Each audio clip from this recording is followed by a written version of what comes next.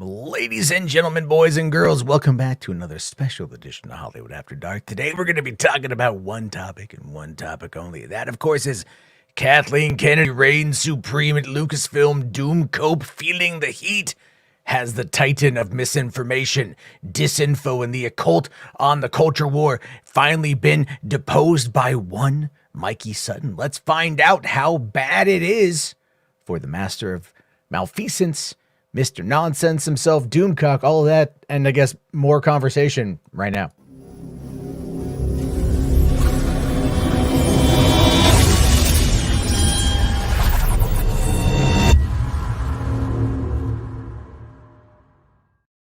Hey, what's going on, everyone? How you guys doing? Welcome to the podcast this evening. Of course, it is November 19th, 2021. This is an interesting day.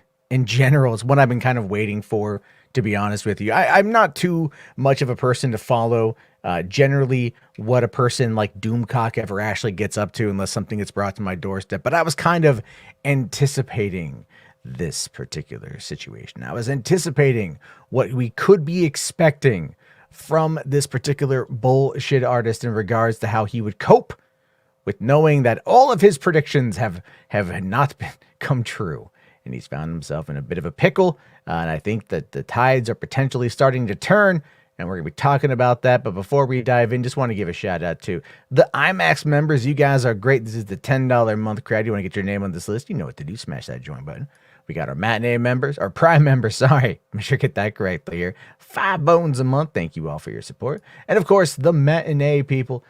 Simply the best. I love all of you. Thank you guys so much for your continued support of the channel. You want to help out, you can do that by getting in on the action. The join button is right there. And we are definitely going to be talking about everything tonight. But first, I want to be joined by my pal, your pal. You know him, you love him. What's going on, Anna? Hey, what's up, man? Not too much. It's a very demure entrance. Like, what's going on? Hey, how you doing? Shit, I never know what to say. Like, it's not hard. Just go, what's up? You guys, it's like, throw it down and shit. Shit, fine.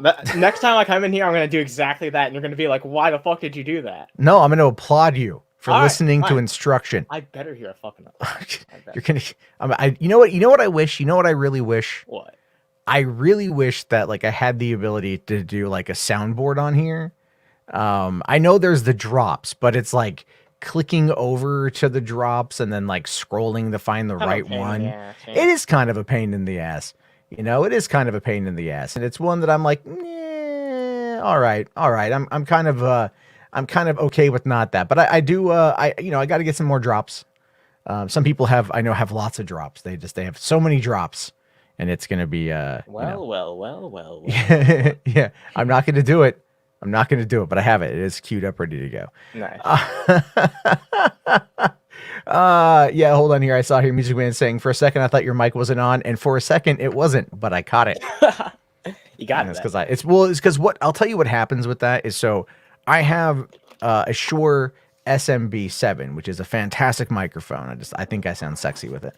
But I've also got the Shure MV1, which is a little studio, a little XLR mixer, right? Very simple mixer. And sometimes when I reset my computer, it doesn't engage and it doesn't reset itself. So it doesn't recognize it. Do you usually reset your computer before a stream? No, not always. Sometimes I do, just to kind of clear the cache, right? And to also make sure I do clear my internet history just in case. Yeah, microphone settings are on like any website that they fuck up all the time. I don't know why that's something that just always messes up for me too, but webcam and microphones. Force Adversity says, woohoo, just watch Hawkeye, good shit. RJ here on Twitter saying, woohoo, just watch Hawkeye, good shit. Ty from Pop Culture Corner says, woohoo, I just saw Hawkeye, good shit. And I'm sitting there going like, there's a weird common connection here with the three of you people being on a live stream a little bit ago, and then all of a sudden having watched fucking Hawkeye. Yeah, maybe they're all the same person. No, they're not. We've seen them all on camera together. They're all in different parts of the country. I'm just pointing out the obvious from what I can tell. No, using the powers of deduction. I can confirm to you there's no connection whatsoever. I don't believe you. There's no connection whatsoever. So we've got Kate Bishop's biggest stan on here. Yeah. Did you? But you said Hawkeye was good. First episodes were good. Yes, they're good. Okay. Like, is it better than when you lost your virginity? Oh my god. What?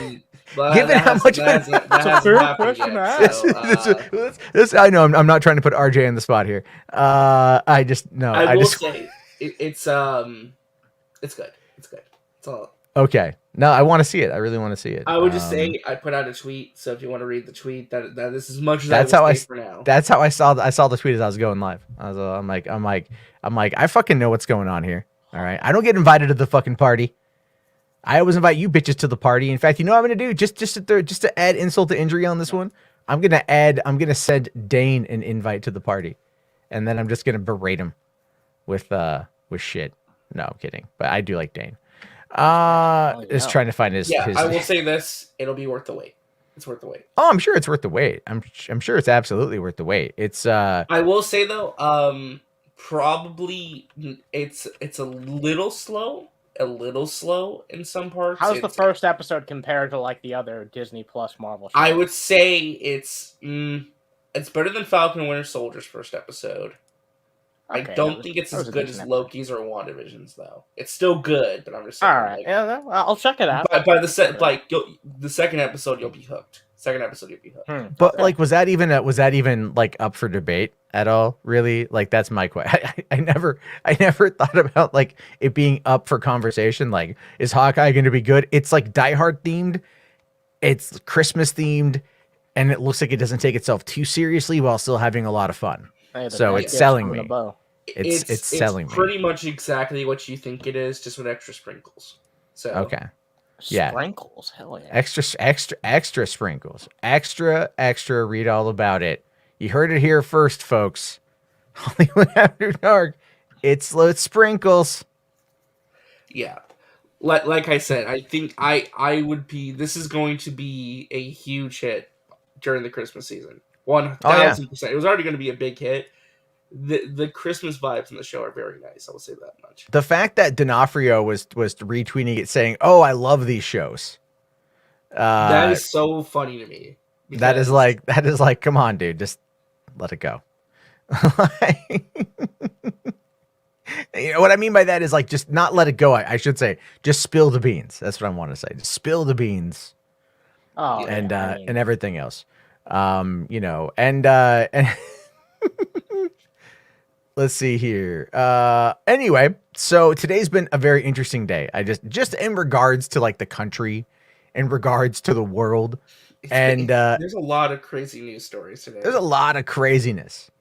Let's see. Not the good kind of news stories. Not the good kind. Not the good kind. You know, I wanted to kind of. I wanted to wait until I watched Cowboy Bebop before I like kind of addressed like the Kojima tweet about it, because I think that's really funny. And I kind of just want this stream to be mostly about making fun of Doomcock. So we'll probably have to hold off till Sunday for the rest of that. I do want to point out, though, that a particular person who claimed to like completely ban the show and never wanted to come out here again and never wanted to watch it again. And I'm a horrible person for asking them to just like not spam the chat. Still absolutely watches and then still tweets about me. Oh, yeah, I saw that. That was so funny. Yeah. Oh, my God. Sorry, I was looking at Twitter. So the Lakers played against the Celtics. One of the Celtics players wore sneakers that had the Chinese flag on it, and LeBron James kneeling down in front of Xi Jinping dressed as Winnie the Pooh. My God. I have no idea.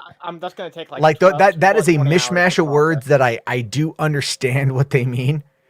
I get that. Like, I get that. I understand the general. I thought LeBron was all about that Xi Jinping dick, though. That's a lot of words. Well, he was kneeling in front of. I think if he wore shoes showing him sucking his dick, he'd probably get ejected. Yeah, so he did the next best thing. Okay, so he can't sit there and actually visually represent sucking off Xi Jinping.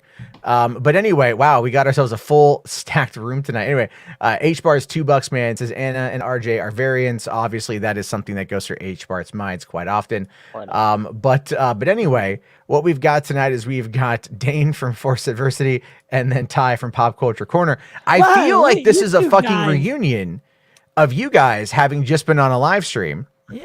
Yeah, we had a great conversation. I caught part of it gamers and tonight. Spider-Man. Yeah, I caught part of it tonight when I was out doing deliveries, but it was so dead I just came home. So I'm like, you know what? I'm just going to go do my own live stream with hookers and blow. Oh, Hell yeah. And, sign me up. well, that was last night. We were talking about the so I want to quickly update about last night. I talked about the My Son Hunter movie, right? Yeah. That new Gina Carano movie that's coming out. And it's all like, you know, they're shooting it in Serbia, That's which I just made thought was by. That's the. Shapiro. that's not Daily Wire. That's not Daily Wire. No. No, it's not. It's another Okay. company. It's another Proudly company. filmed on American soil. They can't even feel on American. I know they can't even shoot on American soil. But this whole thing, if you like, if you look at it, the concept here is that it's done by a nonprofit, and I found their crowdfunding video, and their crowdfunding video is like all donations are tax deductible, and I'm like, the fuck? What? Because this is political propaganda. You know, and I know that, you know, like 501c3s, they can kind of dabble in, like, if they're doing it through like the lens of education. Yeah. But like look at Anita Sarkeesian Feminist Frequency. She is obviously very politically motivated, but she's trying to promote education through video essays and things like that. Right. These guys are just making like movies or podcasts or plays, whatever the fuck they want, that is about like trying to push a political agenda, and they're doing it all tax deductible, all tax free, all nonprofit. And then here's the thing with that though, if you're a nonprofit, you have to disclose your annual revenue. Like that is something you absolutely have to do. They do not do that. So I'm like, maybe I should put in a request. Have them send me that. I'm curious where the money's coming from. Oh my god. That's a Matt's good gonna idea, ask for the man. receipts. I don't mind if you are a Send me the fucking nonprofit. If receipt. you are a fucking nonprofit, I have every right to ask for the receipt. You sure? I- do. No, sure, of course. I have it. obviously. Sure do. The fact Yeah. that it's not already being done is That's weird. investigative reporting, man. Give us the special report. Yeah, that's the thing. Is I'm like, I started looking through their website, and it's like, you know what? Here, I'll bring it up real quick because it's called like Unreported Story Group or Special whatever. Agent Jarbo. Oh, jeez. Interesting. Unreported Story Society is what they call themselves. But it's like, That's it's too long. it is really long. It is, oh God, I don't want to have to give them cookies, but whatever. No, fuck you. I'm not signing up for your shit. Like, it's like, eat my ass.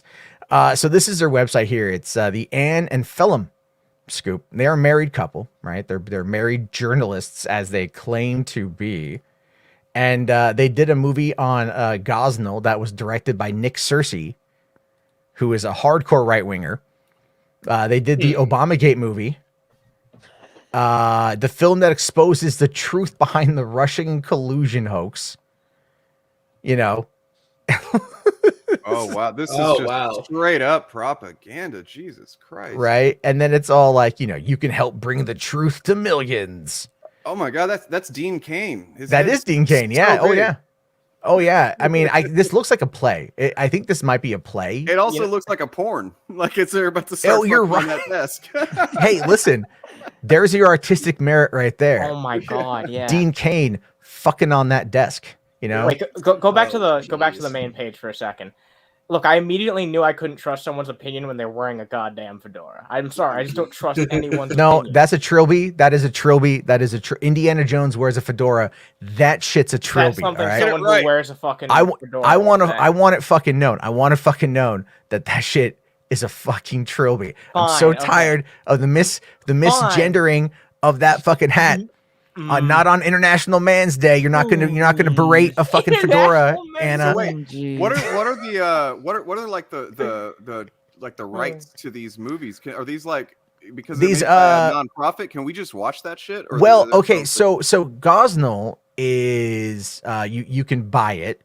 I did find that one out. You can buy it through Amazon or You can buy it.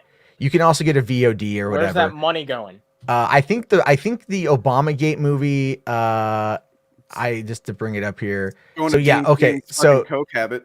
Yeah, so this is by the way, so it's this is Dean Cain and Christy Swanson, paragons of fucking rational thought. Oh my god. Gotta love that fucking standard ass Arial font that just is the most basic thing. That's the font that people use when they literally don't have the fucking wherewithal to change it. They don't know how to change the font. It is a play.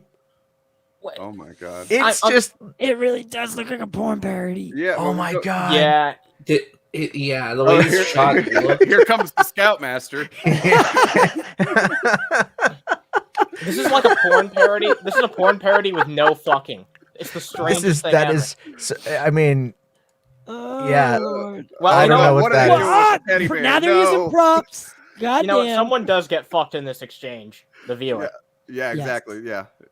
So this is where big bukkake and where the fucking the target.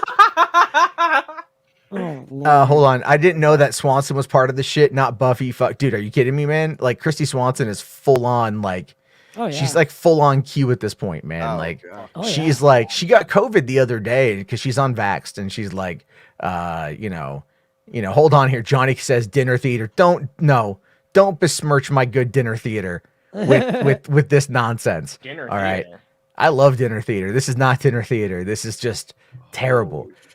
Speaking of politics and shit, that kid got off today, huh? Yeah, well, yeah, he did. Also, all I'll say on it is this, because it's a whole hot topic of a situation. Now that he's out and it's done, he should just fuck off back to private life and never be heard from again.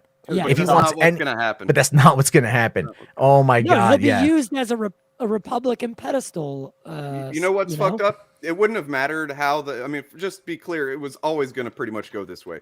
But no, even if he had somehow gotten, convicted, gone to prison, he would have just become a martyr. Like, it didn't matter how the outcome, the conservatives were going to benefit from it. And that's what's so fucking shitty about the situation. Until you said prison, I legitimately thought that you were talking about Doomcock and not Kyle Rittenhouse. No, no. But eventually, if anyone ever does anything, Doomcock got off today too. Don't worry. Oh yeah, we're gonna talk about that too. And then of course, it's looking through this here. You can give $100 a month or whatever. You can give $100. Oh my god, I gotta get here. They have this episode of a podcast, The Truth About the Alec Baldwin Shooting and behind the scenes of My Son Hunter. Oh my god. And it's just. Oh god, that looks like the. See, now he's wearing I think now that's actually a fedora that he's wearing. Yeah, that's a fedora. Yeah. Feel free to mock the hell out of that because it just looks like the world's tiniest condom on the world's biggest head. Yeah, you're not Indiana Jones. Yeah, okay? And then whatever flop hat she's wearing, they should flip their hats. Honest to God, they should switch their hats. Yeah, honestly, they would look better. Yeah. Is it me or does his look superimposed, like CGI'd on? Or is that just me? A little bit. It looks a little bit like that. I don't know. Is shaped better for his head, and his hat is shaped better for her. He looks like every drunk uncle, Irish uncle in every movie ever. Oh, I've seen tons of. She's Irish and he's British, I think. Why but are we just roasting these two random old? Because they're conservative muckrakers, and I want to. Oh, okay. And that's the whole point. But no, I want to find the they talk about this stuff here, like their projects and whatever. They've got My Son Hunter and, clearly top tier production with the Obamagate and the FBI Lovebirds. Wait a minute. Was this FBI? Is this the thing about Peter Stoke and Lisa Page? Yeah, that's it. And Christy Swanson is playing Lisa Page. And they just get the same two fucking people for everything. FBI Lovebirds. Yeah, it's a multiverse, bro. Wait, that's the thumbnail? Are you fucking serious? That's the thumbnail. This is the QAnon multiverse. I'm sorry, I'm a fucking thumbnail snob. The QCU. Yeah, bro. Get it. Come on. I wanted this just to be about roasting Doomcock, but let's roast Dean Cain while we're at it. We found the QCU. He's quite the character. Huh? He's he's been out there. But, Christy Swanson, I feel her career went nowhere after the chase. So there's that. Oh. But they've got. So wait, is Gina Carano going to be in one of these? Yes, she's in My Son Hunter. We talked about this last night. Oh my god! Oh, no! And at least that one has a decent poster.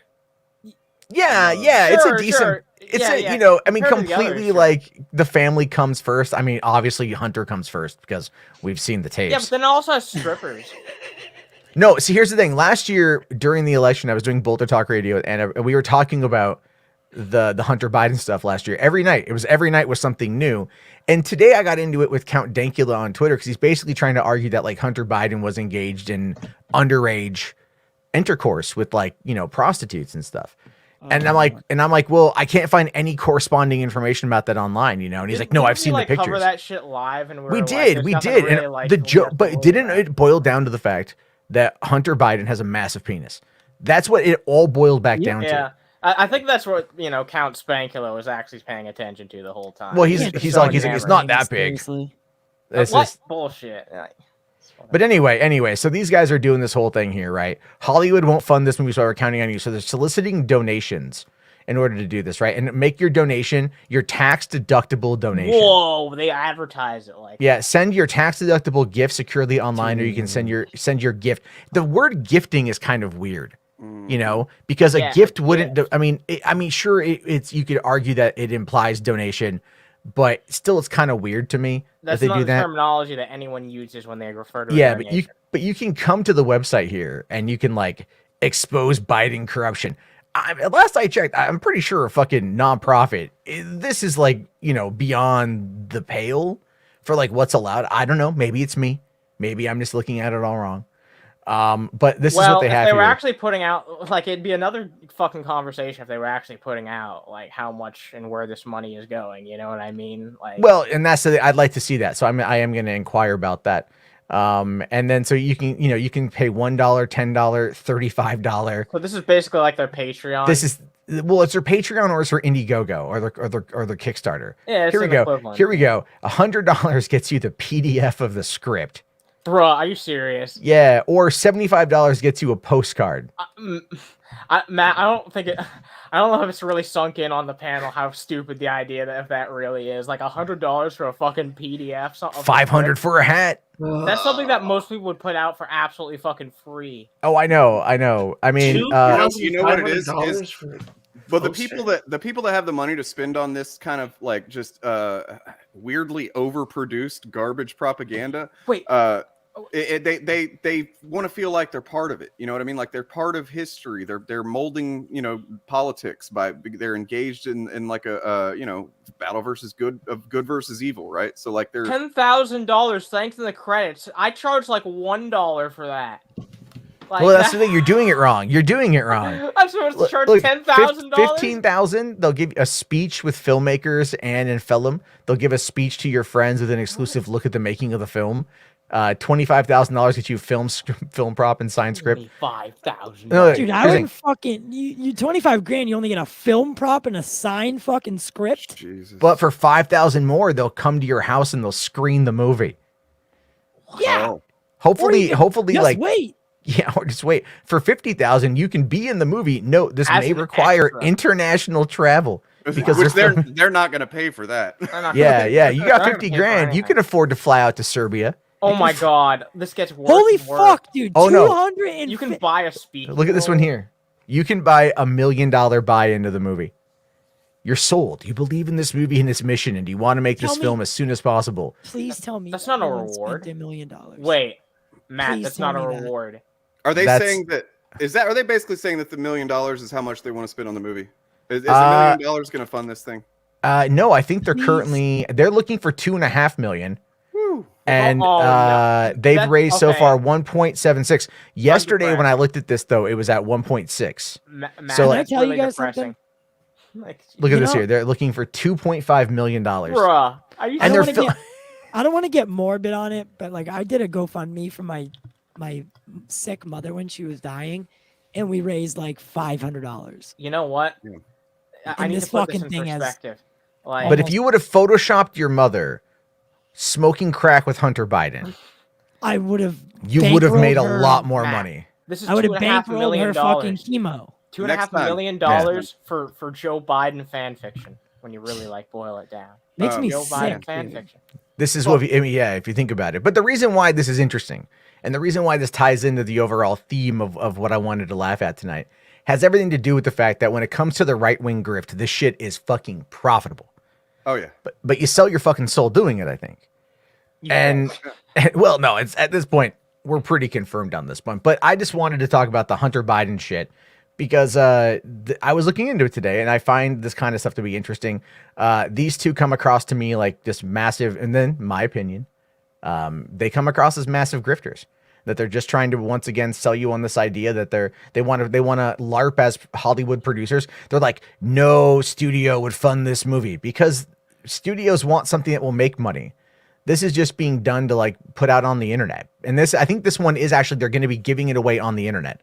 So this isn't going to be like charging for it. It's a $2.5 million propaganda. Yeah, it is pretty much. But but 100%. again, but Robert Davi is the director of it. He was in The Goonies. He was in Die Hard. He was in License to Kill. And he's directing this movie. And so and Gina Carano's in it. Gina Carano is in Mice and Hunt. Yeah. I have a really I hope the answer isn't what I fear it is. Did Christy Swanson lose her role to Gina Carano? I don't know, but poor Christy Swanson, they saw an opportunity. She's had enough stuff. But I mean, like, look, you got to see their fucking YouTube channel, by the way, right? You got to see their fucking YouTube channel here. Oh yeah, I already am. I already grabbed a couple of things. Yeah, so Dane's out here like, I'm doing the work. Just like looking at, let's see, like stopping the Biden cover up. I mean, like all this shit, it's all propaganda. But again, this is the kind of stuff that some people out there want to see. We did watch the Gina Carano thing last night. The audio is coming in through one channel and it just sounds terrible and it looks terrible. And you're like, all right, this is about what we're going to get out of this movie. And that's that's definitely part of the Chud Watch is this kind of shit. So listen, I'll be honest with you guys. I can't wait to see a trailer. And when it comes out, I'm definitely going to be watching it because it's going to be a train wreck. So it's going to be the so biggest they're already thing since making No Way it, Home. though. Wait, what? Yeah, they're already making it right now. They haven't reached their goal. Yeah, but they're still raising money, but they're making it already. Yeah. Huh. Okay. Well, it's kind of like when Veronica Mars raised the $2 million to get the movie done. Right. The budget for the movie was like $20 million. The $2 million that they raised distribution was no, that was actually just like a show of good faith for Warner Brothers that there was in fact interest in the movie. Oh. So it's like so even the same thing. Super Troopers 2 had a $2 million Kickstarter campaign, and that movie had a budget of $20 million. What's the Rob Zombie one that like fully got fan funded? That would have been the last. I was that 3 from Hell. 3 from Hell, I think. Yeah. I horror know. movie fans, man, they'll fund anything. Seriously, like literally. I'm in the wrong genre, dude. I just need to start doing like I got to start making more of my shitty ass like fucking point of view found footage movies, and then just be like, I'm gonna be the Neil Breen of point of view found footage movies. Have you guys ever seen my movie? No. I know Anna and are In Search Of. Oh yeah. I've seen that. I'll tell you what. I'll tell you. Is it on your YouTube? It is. I'll tell you. We'll bring up the trailer real quick, and I'll show you guys the trailer for just how fucking bad this is. But like again, dude, there are we've people all been there, or at least I've been there. I like the stuff your older stuff. I like my older stuff too. Charming it's in a way, you know. It's charming in its terribleness. Matt, I just never I've got put a mine pitch on the for you. internet.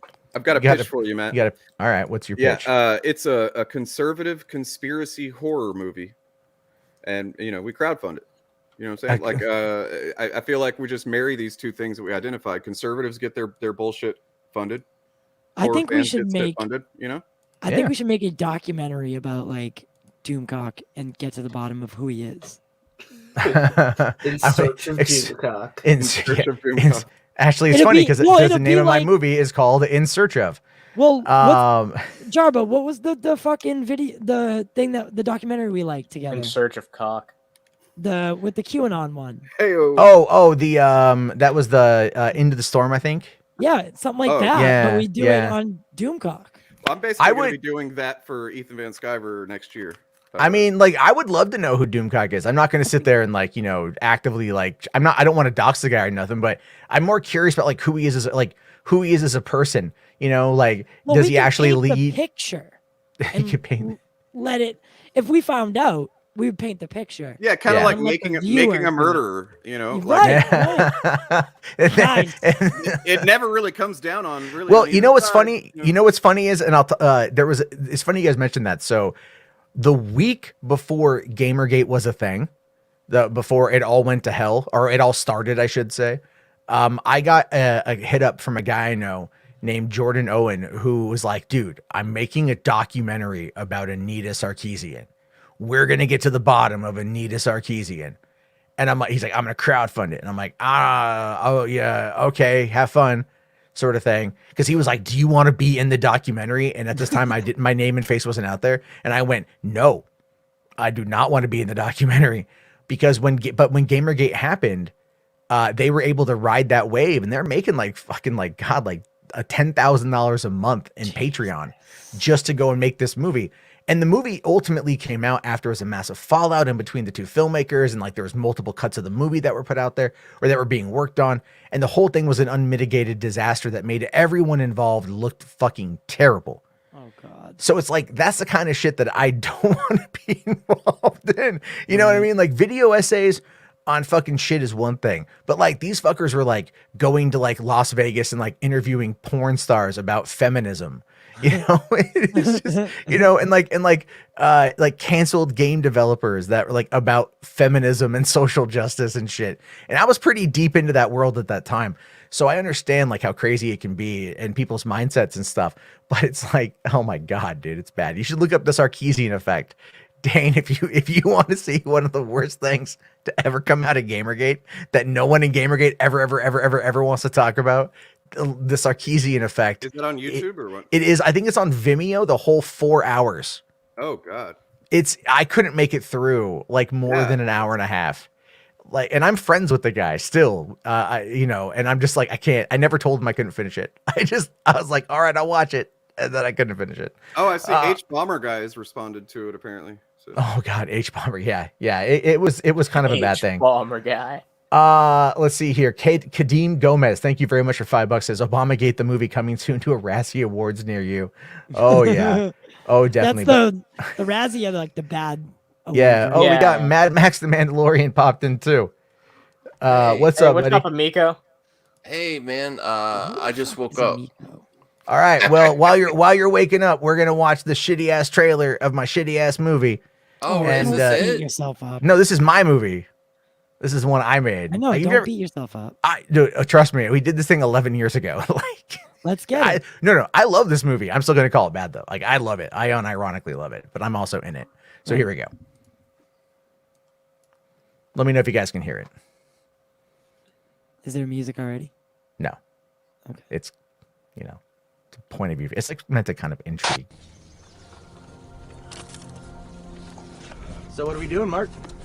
You brought the fucking camera? Yeah, I brought the camera. Why the fuck are you bringing the camera? Don't pay attention to the camera. Just answer the question.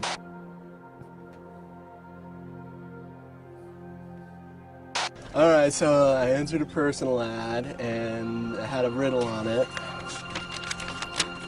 Cute chick here. And I answered the riddle, and when I got back, I got these just GPS coordinates.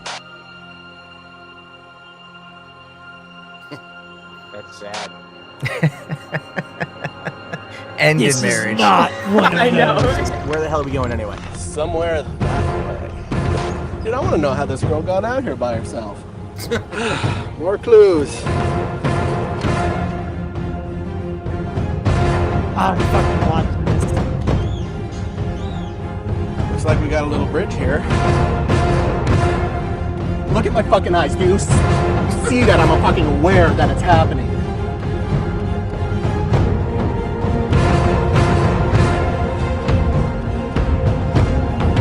Turn it the fuck off. No. I'm not kidding. No. Turn it the fuck off or I'm gonna kick your goddamn ass! Turn it off! Okay, fine.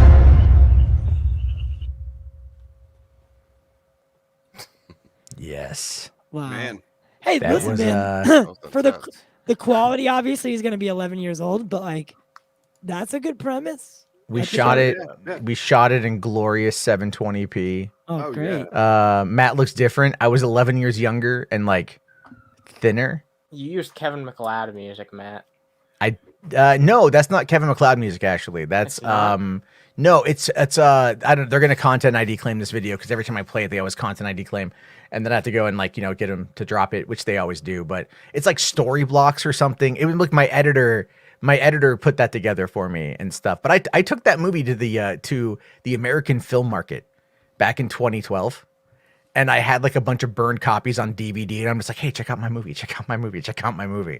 And I, like one guy, rounds, kid. yeah, one guy from like this German film festival emailed me back and is all like, "Thank you for submitting your movie. It looks like you and your friend had a lot of fun making it, but it's not. Nice. It's like, but it's not for us." And I'm like, "Yeah, I know. Thanks." But here's the thing, I emailed you. They did. So we will do a watch party at some point in time for it. I can answer any questions. Dude, I want to watch it. I'll just it's here. I'll post the link in the actual video because it's free to watch. Damn. It's iso-themovie.com. And I frequently will tweet that at like Jason Blum. You should charge people $100 for like the PDF or something. I did the other day. I tweeted it at fucking Stephen King. Hey, maybe one day, you know, Matt. They're looking for a remake. They're just like, you know what? Here's the thing, man. Like the story's cool, and everything else. And I got a bunch of those kind of stories. The original story is one that this story became something different.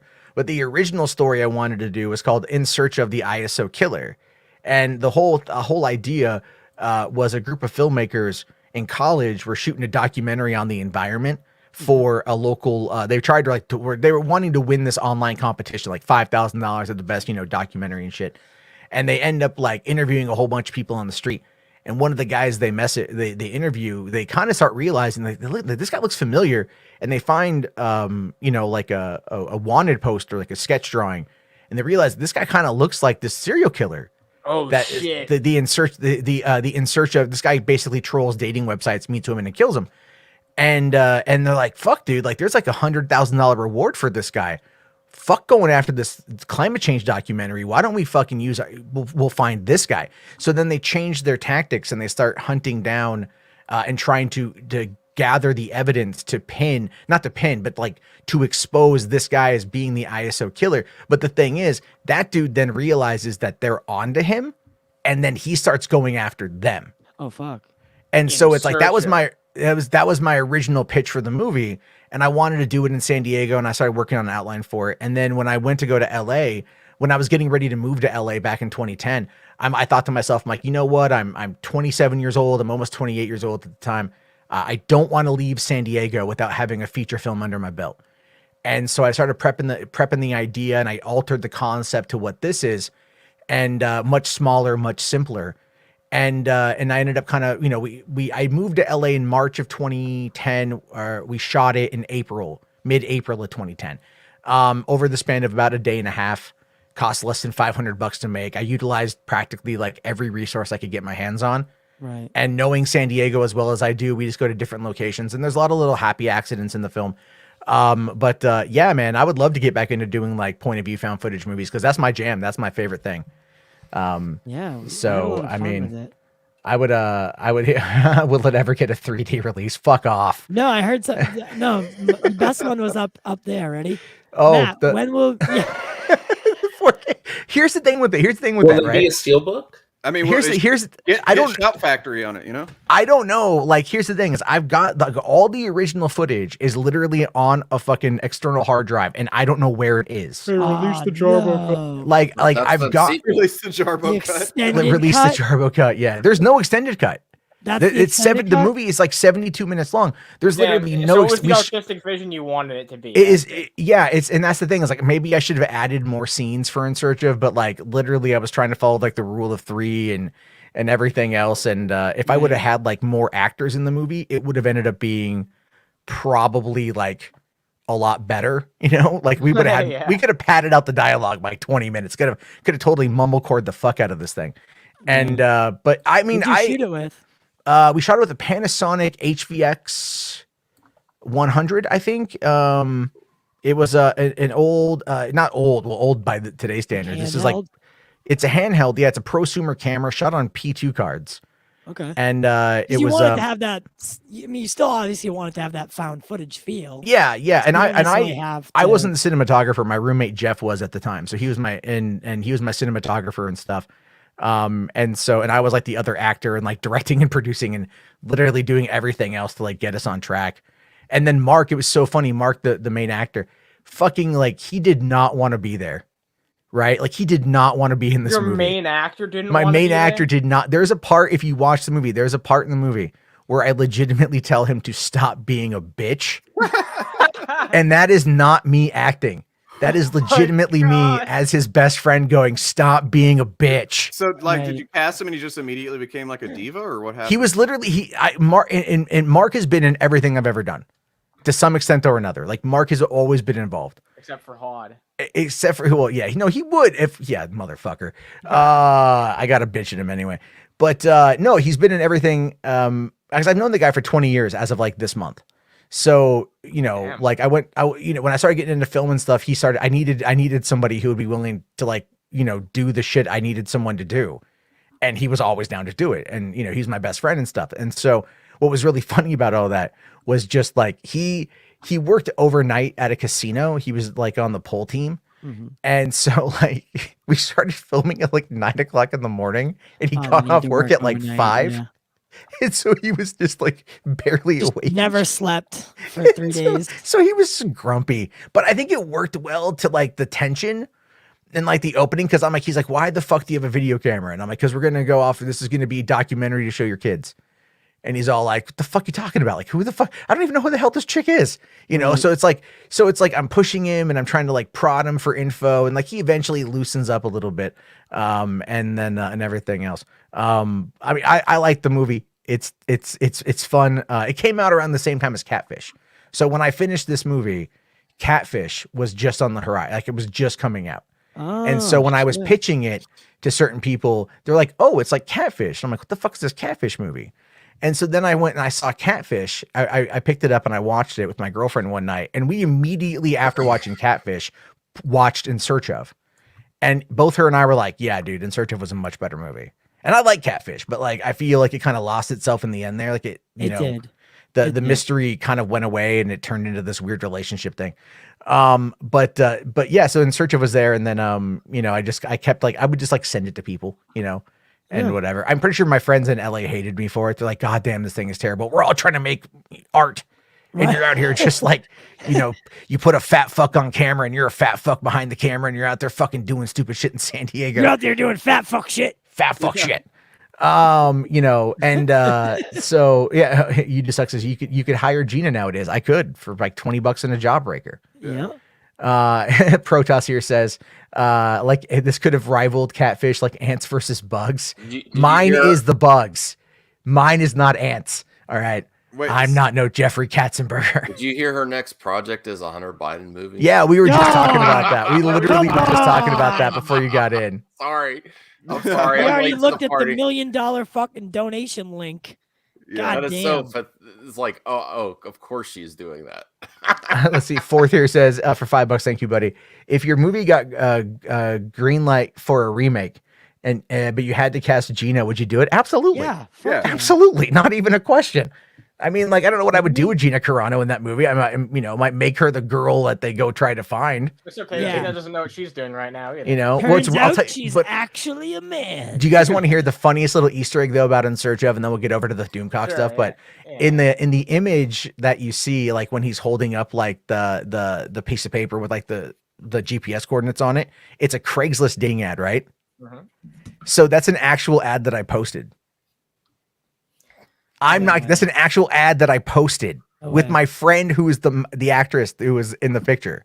Wow. And here's the funniest thing about that. I received over 400 responses to that email in one day. Get the fuck out of here. And I'm not Really? there was like about 4 or 5 dick pics that were sent. Oh my Nice. god. And what was really funny were emails was Liz, her name is Liz, and Liz hitting me up afterward and going like, did you actually post that on Craigslist? And I'm like, yes, I did. And she's like, why didn't you delete it? And I'm like, well, I wanted to keep it up because I wanted to get some of the responses in case I needed them for the movie, For the movie. right? Because just to have like, data, or like I could like Yeah, print no, I out a get bunch it. of shit or whatever, right? And then she's like, oh, okay. She's like, I got emailed by about 5 guys that I know asking me why I'm on Craigslist dating. And I'm like, oh, right. And she's like, here's the thing though. 3 of them were married. Oh. Yikes. Damn.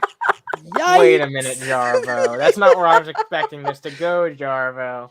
And What was that thing that used to be on Craigslist? It was like a hooker's thing.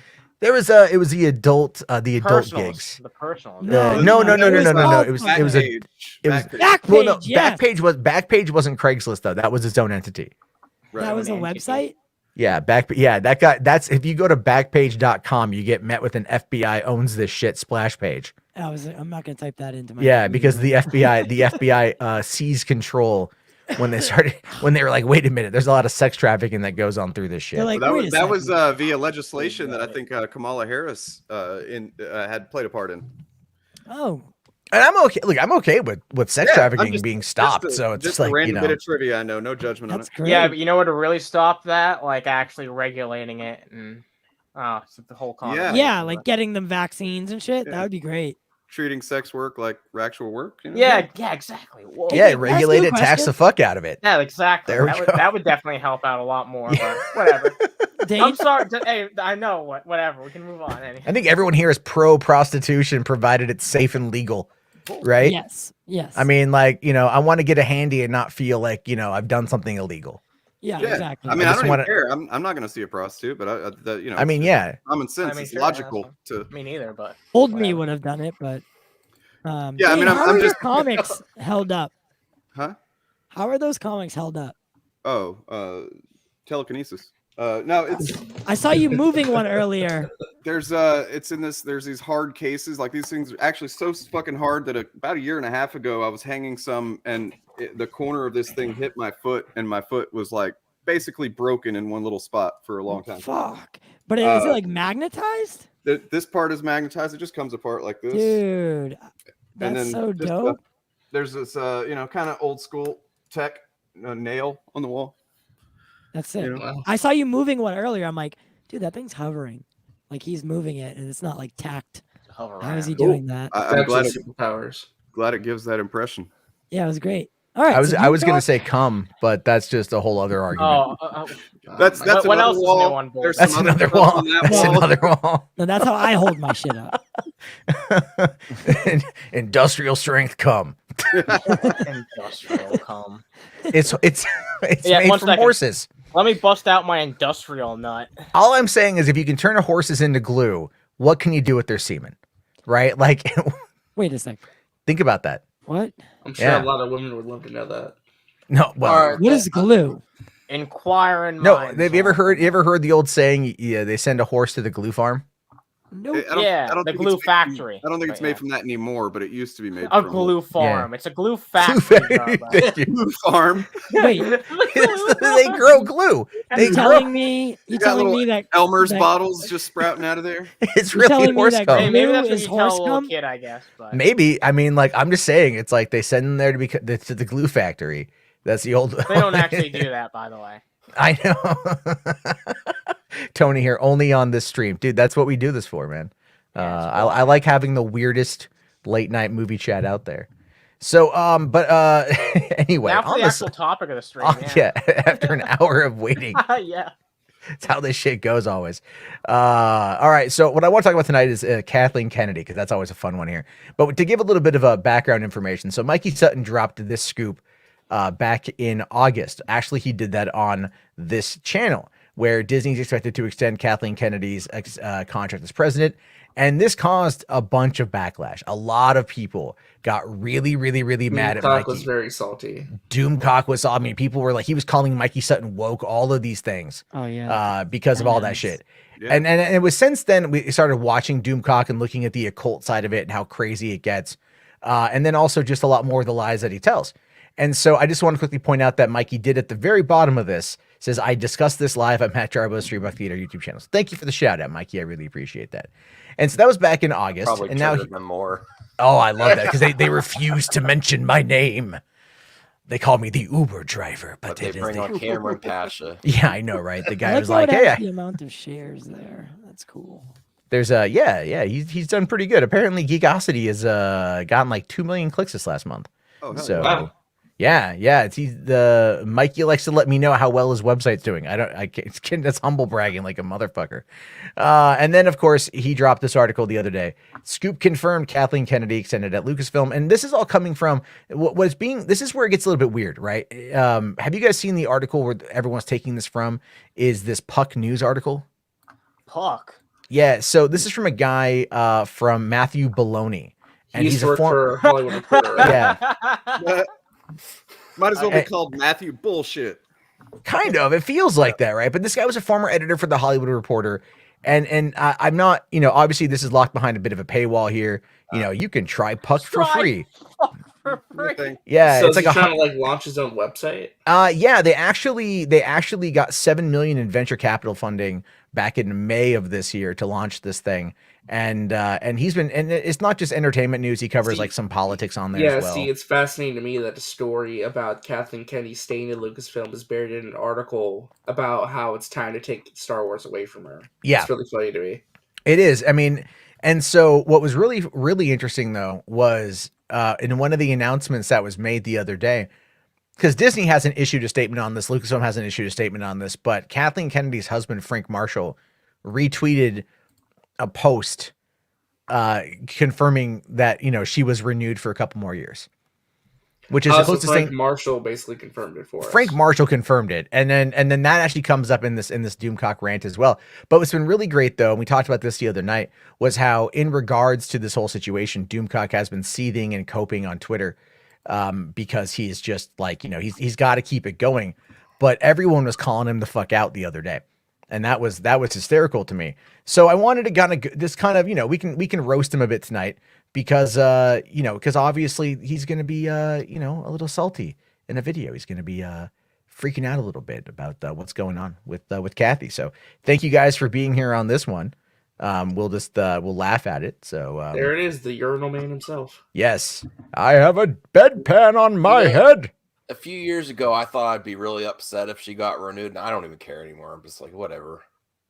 Well, that's the thing. A lot of people out there don't actually care because they don't realize what happened. I did really care at one time. I really cared, but I'm just like, I don't even care. It's just whatever. The Disney Plus series are cool. There's a lot of projects coming on. Right. Like why would they get rid of her whenever the shows are doing pretty well? She made a couple of movies that some people don't like, and that's basically turned into the perception that she should not have it anymore. Mm-hmm. Well, it's because they need a villain. Well, I think I've progressed a little bit, letting things go that upset me about fandom and projects, letting my expectations ruin it for everyone else. Like who cares if it doesn't fit mine? Someone else likes it. So I've tried, good attitude. I will fully admit, as much as I like that concept, I do have a little bit of trouble with that myself, depending on what it is. It's sure.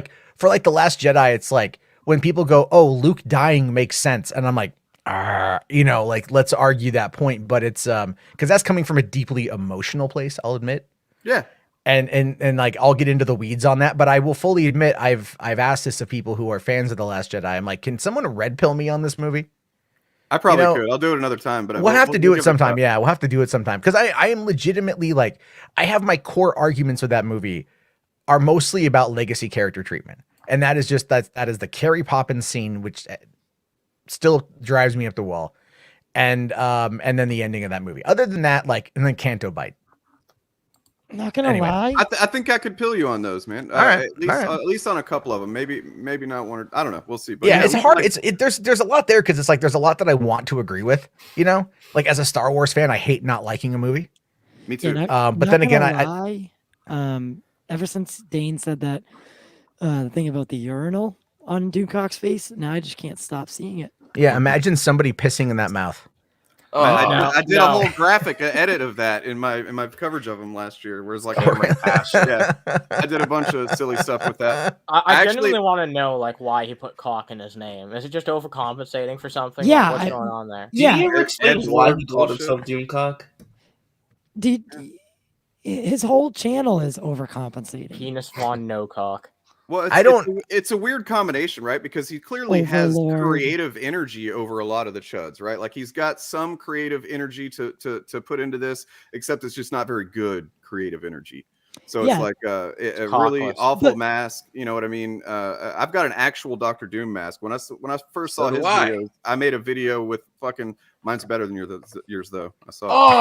Oh no, dude! To make fun of him, I literally just ordered a $3 V for Vendetta mask. Echo Basis hair. You know, if you're gonna do this thing where people can't actually see like your emotions and shit, like they can't even see your eyes, they can't see like your facial expressions, why not just be a fucking avatar like a bunch of other people are? Why not just like why go to all the fucking effort to dress up and feel like, oh, you're just this fucking badass figure when you're not? It's cringe. Well, that's a like his whole persona and his whole thing, right? The Dictor Von Doomcock sent Overlord. I'm the Overlord sent from, like, his whole persona is that of a narcissistic, just liar. Like, he's got the energy of a fucking Power Rangers villain. Well, I mean, it would be one thing if he was. That's called diabetes, though. It would be one thing if he was self-aware about it. If it was like him kind of like I used to wear a fucking Captain America helmet and a glowing mask and stuff, but it's like I knew I looked ridiculous and I would kind of lean into it. You know what I mean? It was a self-aware thing. Well, some of your videos are like that though, where I always thought it's just because you're reading off a script and you don't want to like make it look like you're reading off a script. I mean, kind of. It was about like early on. I did it because I had no experience talking on camera or public speaking, and so I was really, just so what I would do, and I also hated jump cuts in YouTube videos. So I was like, well, this solves all that because I just record the audio and edit that together how I want it, and then I just pantomime to the audio and record that with the helmet on and stuff. So, and it made the videos easier for me to do because I could just sit and record my thoughts or write stuff down, then record it. And do a couple of them like that sometimes, and then I see what you did there. I think Anna just figured it out. He's like a Power Rangers villain, like Rita Repulsa or something. Yeah. That's why he's so popular. The best comparison I've heard ever. It's because I've never actually sitting down and seen like a Doomcock video before, so you're seeing like one person's unfiltered first take on who Doomcock is. Okay. Oh no, I did. Jarbo nailed it. Jarbo is my first time too. Oh, popped your cherry. I like to pop them cherries. But last time the video was so over the fucking top because of the guy with the fucking glass orb. The thing that he fucking talked to and saw Kathleen Kennedy's office, but now it's not her office. Yeah. It was the whole like we remote viewed into Kathleen Kennedy's office and we saw like Jon Favreau there. And he was Jon Favreau, that's right. I said Kevin Feige. Or maybe he was Feige. I forget. Either way, she wasn't there. Yeah. And you're like, okay, all right. And he's sent from the future, but he's always wrong and he needs scoops. I mean, he needs sources, even though he's from the future. Like, his whole persona is a fucking lie. Wow, that is really cool. What? Let's put close up on Dane. Oh, that is a dope. He's trying to make me feel bad about my Dr. Oh wow, that's a nice looking mask. That is pretty fucking cool, yeah. Yeah. Does that you can wear that? Like you can pull that off that stand? We can't hear you, Dane. We can't hear you, buddy. That's way fucking cooler than old urinal face. It's actually metal, so it's really fucking uncomfortable to wear, which is why I haven't done it much. But yeah, it is. You can wear it. It's wearable. Not as uncomfortable as a fucking Doomcock video though. Not cool, Dane. Not cool at all. The hood's is not fucking cool, man. Dope though. Where'd you get that hood? I actually it came with it. It's part of the thing. It's actually a Marvel statue thing. Damn, that's pretty nice, dude. I found one on eBay once, but that's all I've been able to find in secondhand. That must have cost a clean $200-300. I think it was more than that. Oh, but I didn't pay for it. My friend did. So. Nice flex. I mean, I didn't pay for it. I wouldn't have the money for that kind of thing. That's my friend's shit. So. Right. That's how you do it. That's how you do it. I didn't pay for it. Someone else did. Dick Van Doomcock thing. Yes. So let's get into this here. Let's get into this and laugh. This video, and if you would be so kind, please subscribe if you like what you see. Help our channel to keep growing and keep fighting the war to save pop culture. Together, we can end this destructive conflict and bring order to the galaxy. Enjoy. See, I always find that to be weird when he's like, bring order, but he's like, never explains what that is. You know? Well, that's how fascists talk, right? Wait, this is literally just some fucking live action role playing shit. Yeah, it's a LARP. It's an absolute LARP. He plays it completely straight. Are you fucking serious? Oh yeah, Yeah. dude. He's Oh, into yeah. it. Yeah. I have a feeling like we're gonna blow Anna's how mind have you tonight. been our friend this long and not know? Yeah. I've tried to go out of my way to avoid him, honestly. No, dude, I'm with you. I'm with you. Oh no, you want to hear the great thing? What? Is one of my friends is deep into the commentary community, and they're looking for a new locale. Oh God. And I'm all like, "Have you heard of the Fandom Menace?" And they're like, in particular, "No." this guy. They're looking for a what? A locale. What is that? A locale is an internet personality who has done fucked up things or fucked up multiple times that can be milked for content. So when I had my Fallout 3 years ago, I was a locale because people milked my ass for a long time. Oh, and they profited from your loss. Oh, hell, very much so. Nice. You know, and so to people like Jeremy and these guys, Kathleen Kennedy is their locale because you know she's like. But the thing is though is that when you have the commentary community, and they start picking apart other YouTubers' arguments, especially the disingenuous types, it can be interesting. And those guys don't have the mentality for any kind of dissent amongst the ranks. Right. So if they ever do something like like imagine if Hassan Piker started like reacting to like a Jeremy video on stream. You know what I mean? That would bring some devastation down on Jeremy. Yeah. That would be sick though. And he would try to play it up like, they're coming after me, but after a while it would just wear him down. Right. Because he's not used to that kind of he can't sustain that level. Because typically the people, like, no offense to all of us, but typically the people picking on him are we're smaller in some capacity. Yeah. And yeah, he can do a quick response. And, it's a lot of people punching up. That's the thing. Exactly. But if someone starts punching down at Jeremy, then we gotta fight. He'll try to use it as yeah. We don't associate with geeks and gamers, and then just cut to that meme of Michael Jordan going, and I took that personally.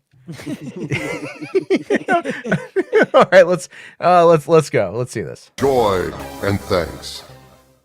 Greetings, my friends. I am Dictor Von Doomcock, the future ruler of Earth, and I am pleased to say that the personal emergency I've been dealing with for months is finally resolved. A personal and emergency? I can not only get You're back to wrong. living my life, I can also get back to making videos.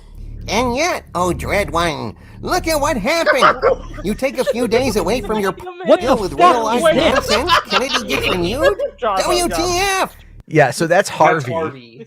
That's his mini stuffed Cthulhu. That's his pet Cthulhu. It's like a mascot character. And keep in mind, he voices that character too. Oh, so yeah, I can tell. If Harvey makes tell. Well, I'm just saying for maybe like the audibly impaired people out there. Yeah, maybe for like deaf people. So what it is though is he'll have Harvey make a joke and then he'll react to the joke, which is just like the worst. If you have to make a joke that you have to laugh at, it just means you have no friends. Yeah. What is up with these fucking I mean, people? look, I have a character that I use on some videos. You know what I mean? I've got a little stupid thing, the Grogu Fleck thing. It's like a hybrid joke. And I voice that, but I also am aware that it's fucking cringe. Like I actually write it as where it's like kind of stupid. It's making fun of myself essentially. Right. But I don't think he's aware that it's not funny the way he thinks it is, or the way that he thinks it is. Doomcock doesn't even have one fucking friend that can do this voice. That's like I've said many a time, dude. This dude is literally lost in himself, and he's pathological, and like I'm pretty sure he's a couple marbles short, if you know what I mean.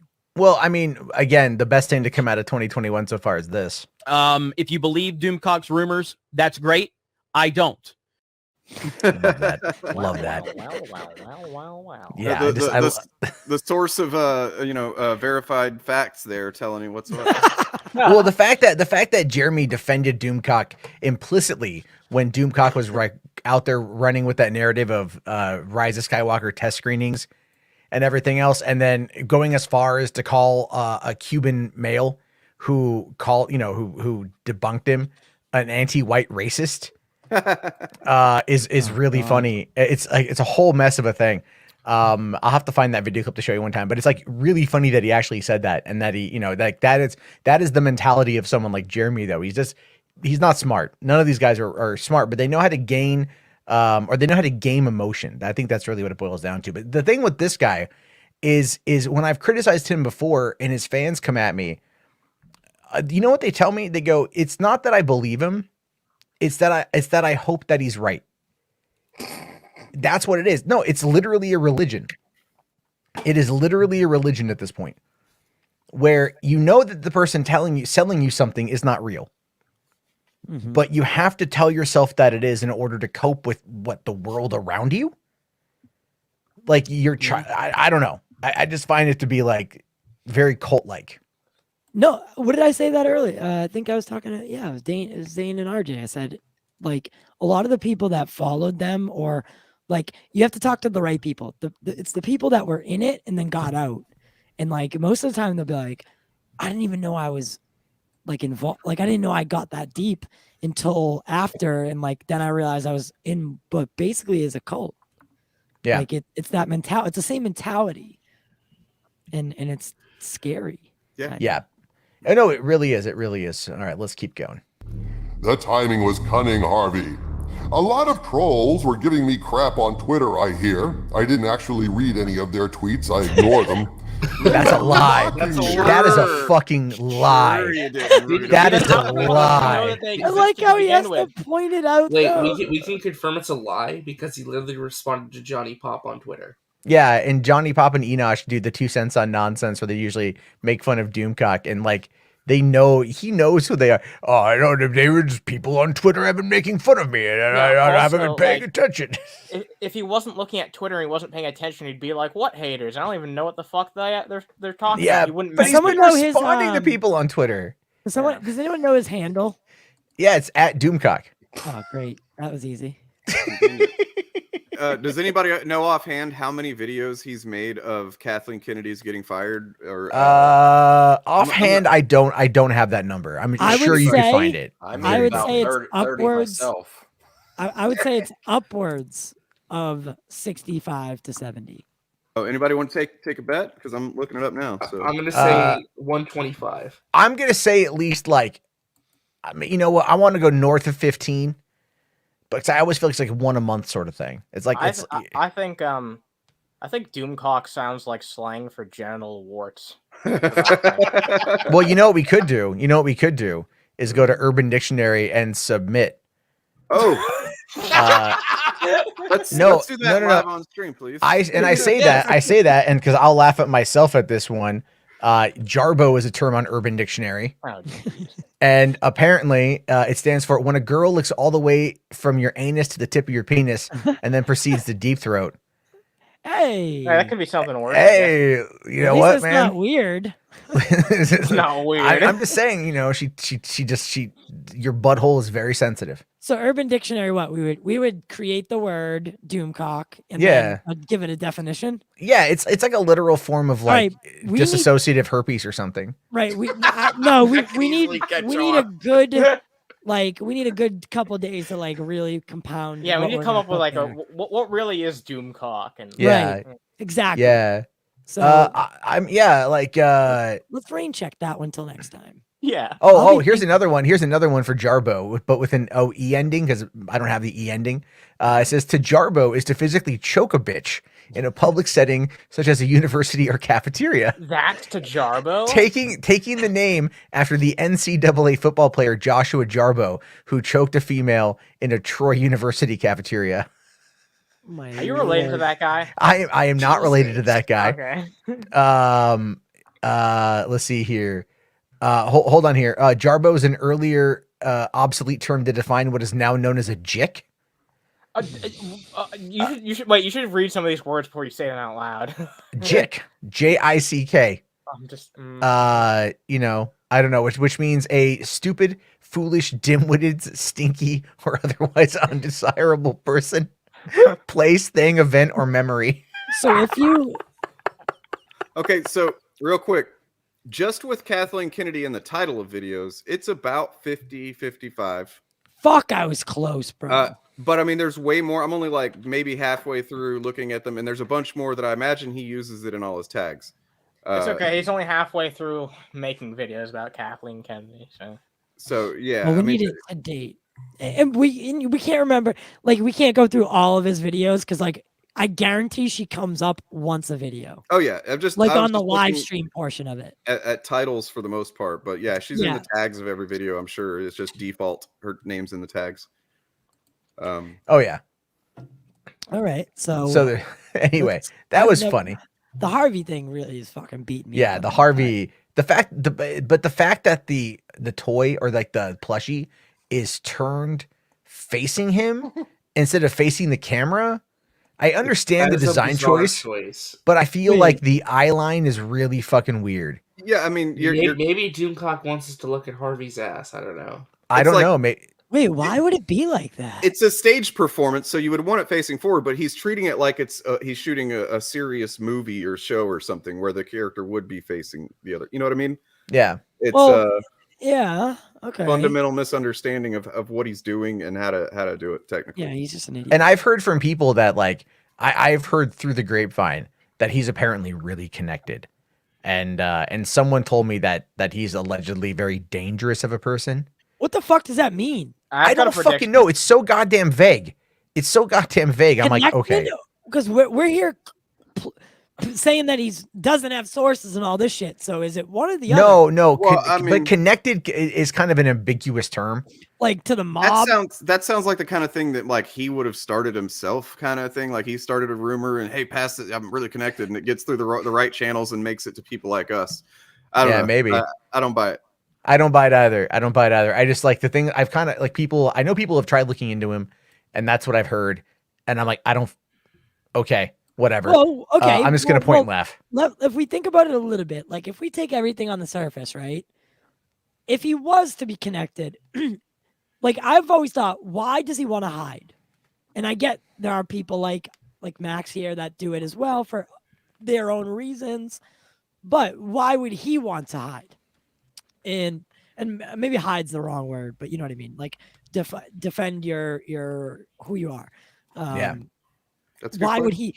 The connected thing would line up in that sense, but like I don't know. I feel like it's just because he doesn't want to be known as a liar. Yeah.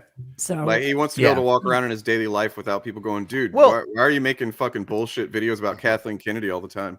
See, I think he started off potentially wanting to try to find maybe to get a gig in Hollywood, because a lot of these guys, they attack Hollywood because they desperately want to be a part of it. Failures. Yeah. Like I can at least same thing with Comicsgate. Like I mean, I can at least showcase a movie that I've done that's not. There's gotta be a reason I'm not accepted. Not that you just suck. Yeah, it's not that I'm a shitbag of a human being. It's that Kathleen Kennedy has a vagina, and that's the problem. I know. Can you imagine being one of these guys' fucking girlfriend? Oh my god! I don't know if he has this dude has one. I don't know. I don't know, man. You know what? This guy's probably fucking married with kids and shit. Too. Really? Like, I don't know, dude. Honestly, it would kind of blow my mind. Did you see him in the car video? I don't think this guy's working with Lot. I don't think he's connected either.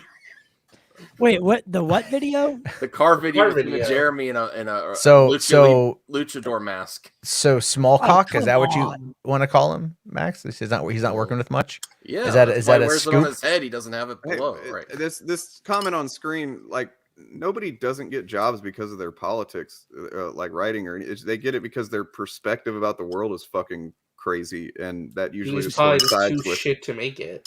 It just usually coincides with being a conservative. That's the same thing with that fucking idiot Cameron. Like, he's blacklisted, right? Isn't that something? That's what he says. But again, they say things like this as a way to drum up support. Yeah, no, but imagine this is how I prop myself up. I'm blacklisted. That's how, like, I don't even... because the type of people that are attracted to that are also they think they're rooting for an underdog.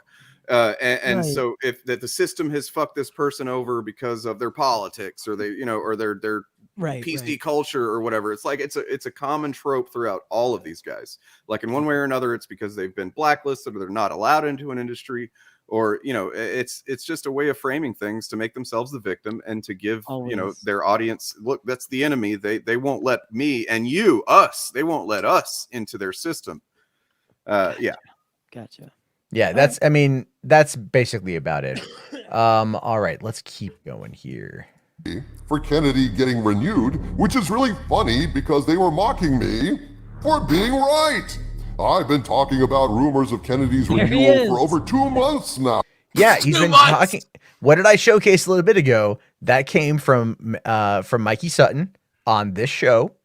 And they were all like fucking flabbergasted. They were all like, no, it can't, you know, there's a lot of coping. Can we just, I know I say this every time, but can we just look at Cameron and tell me he's not on drugs every fucking time he's on screen? Hey, look, it's Nick from Echo Base as well. I mean, yeah. Oh yeah, hey, what's going on, Insurrection? Dude, I know firsthand what it's like to be an addict, and I'm not like, if he does have a problem, like I'm, you know what I mean? I definitely feel for him. But he just like this guy's whole persona just aggravates me.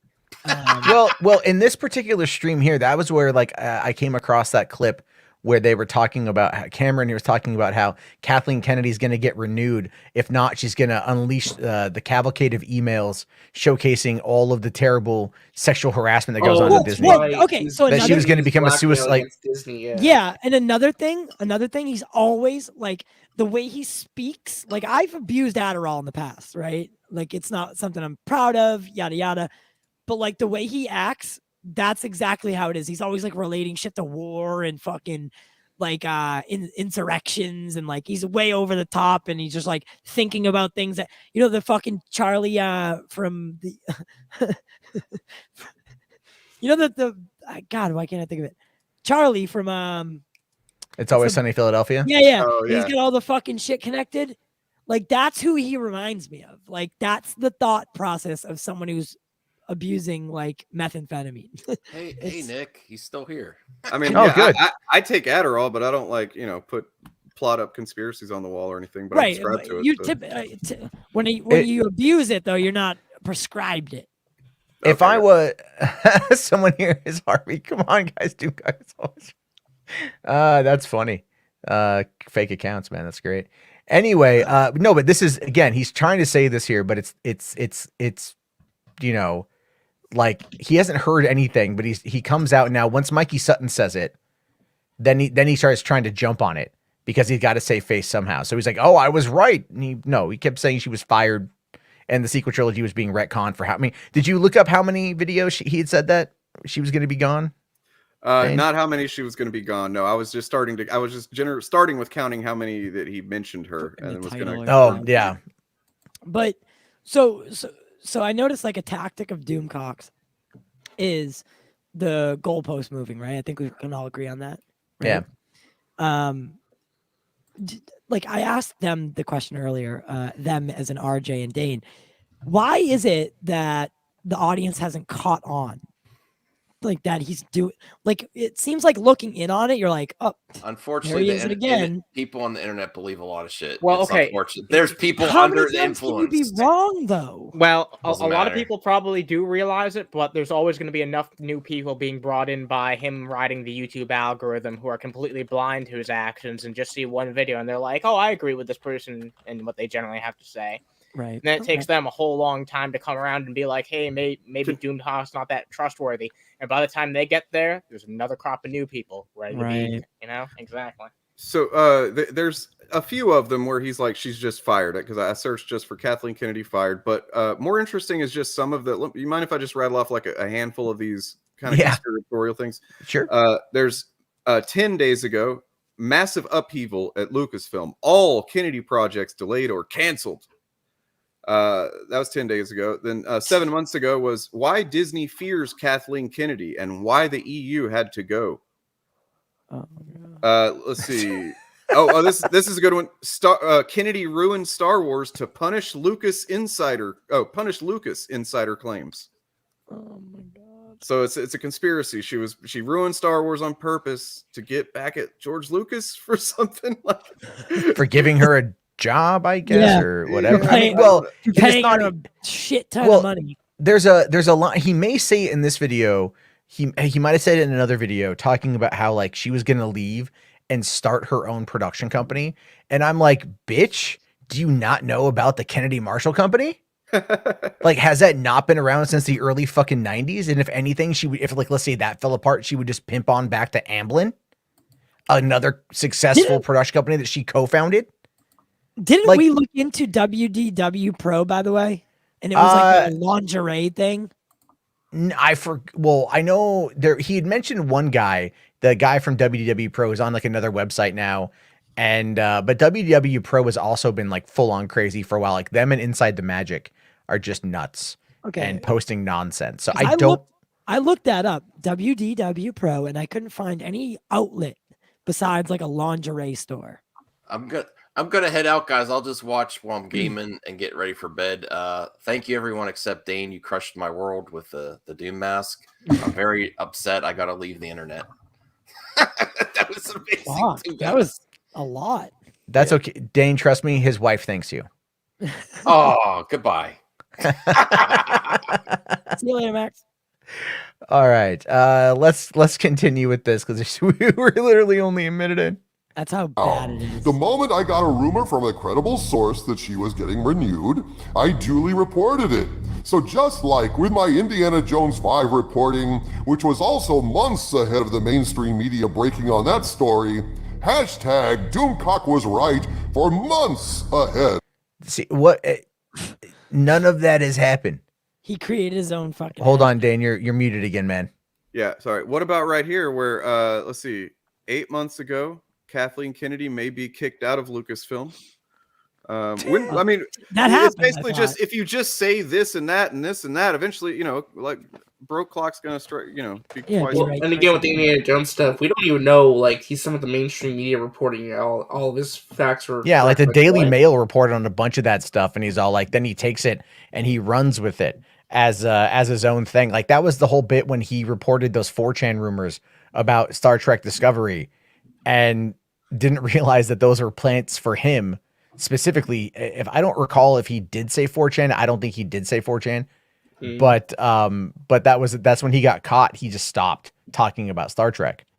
I'm like, God, it'd be great if somebody nailed him for Star Wars. I know.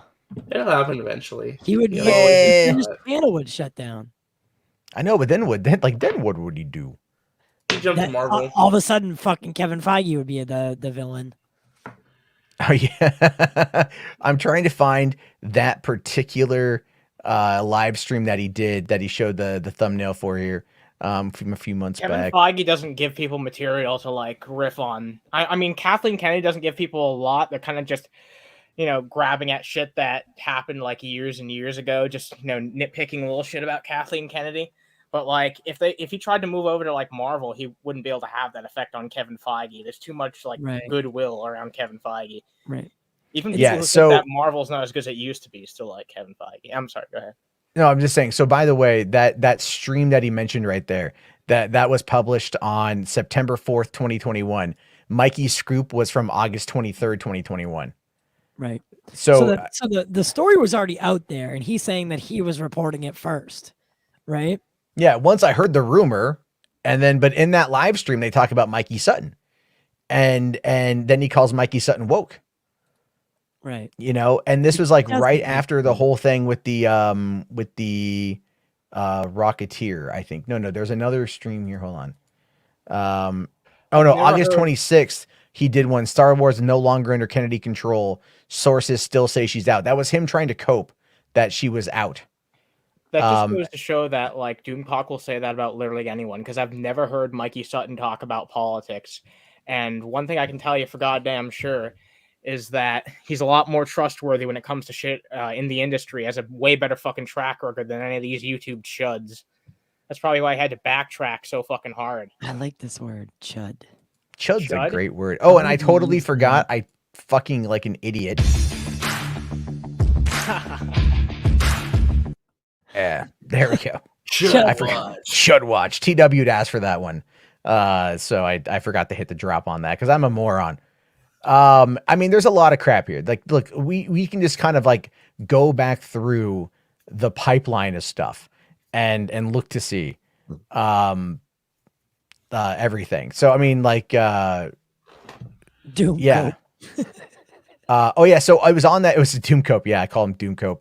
So on that stream, on that video from August 22nd, this is when he had he is reacting to the rumor about Kennedy being renewed, and I commented on that one and said that Mikey did drop that on my channel, and but then again he's like, oh no, it's not happening, blah blah blah blah blah, and so he's just kind of like, again, so you can kind of see the gradual move towards admitting he was wrong without admitting he was wrong. It's like the 5 stages of grief. Yeah. So yeah. Anyway, let's just jump back on this. Of the announcement. So the trolls were mocking you for being right? Indeed, Harvey. Albeit unknowingly. I broke the news of Kennedy's possible renewal over 2 months ago on my Friday Night Frolic show. No, he didn't. We just looked at the dates. He's a liar. What was the actual date? The actual date, this stream right here, September 4th, is when he posted it. And he said 2 months ago, and this is from when? This is from September 4th. But Mikey dropped that story on my channel when he joined me on this stream, August 21st or 22nd. No, I'm saying this video that we're watching right now, not this one. Oh, this video is from today. So, okay. This video, the one that we're watching right now, is posted today. Okay, so yeah, his timeline doesn't add up. Like September 4th was when he claimed that it would be renewed. So yeah, and so, but then but he's like, I reported on it right away during this thing. No, you didn't, dude. No, you were trying to talk about you were trying to downplay it for a week leading up to it. And move so the goalposts. it's all revisionist history. Midnight's Edge reported it from another source, Mikey Sutton, even before that. But I don't know, Mikey, and I remained skeptical until WDW Pro provided me with reporting I found credible, at which point I reported it. I have some news straight from WDW Pro about what's going on behind the scenes that I will share with you all in a few minutes. But the point is, these idiot trolls attacking me claiming I was wrong about Kennedy didn't know I had reported this months ago because they don't actually watch my videos. They just lie and attack, and thus they look foolish when they publicly prove that they have no idea what's going on, no idea what I'm about, and no idea what I've actually said. But it's the same thing. He says the same thing over and over and over again. It's the exact same content. Like, Dane, have you ever looked up like all of the times he talked about the sequel trilogy being retconned? And how he just keeps moving the goalpost on like what it is. Like, it's the Veil of the Force. It's this, it's that. I dropped in chat a link if you want to watch like the first couple of minutes of that video, or the Doomcock sketch that I did with my character, which is Doom Chud. It's the father of Doomcock. Oh wow. Well, yeah. If you want to, because I don't want to lose my space on this. If you want to bring it up yourself, we can have it in the queue. So can I ask you a real question? Yes. Instead of him consistently talking about Star Wars, Kathleen Kennedy, like, and not Star Wars as in like, hey, here's some facts about Star Wars, right? Because I'm not like the biggest Star Wars fan. Sorry.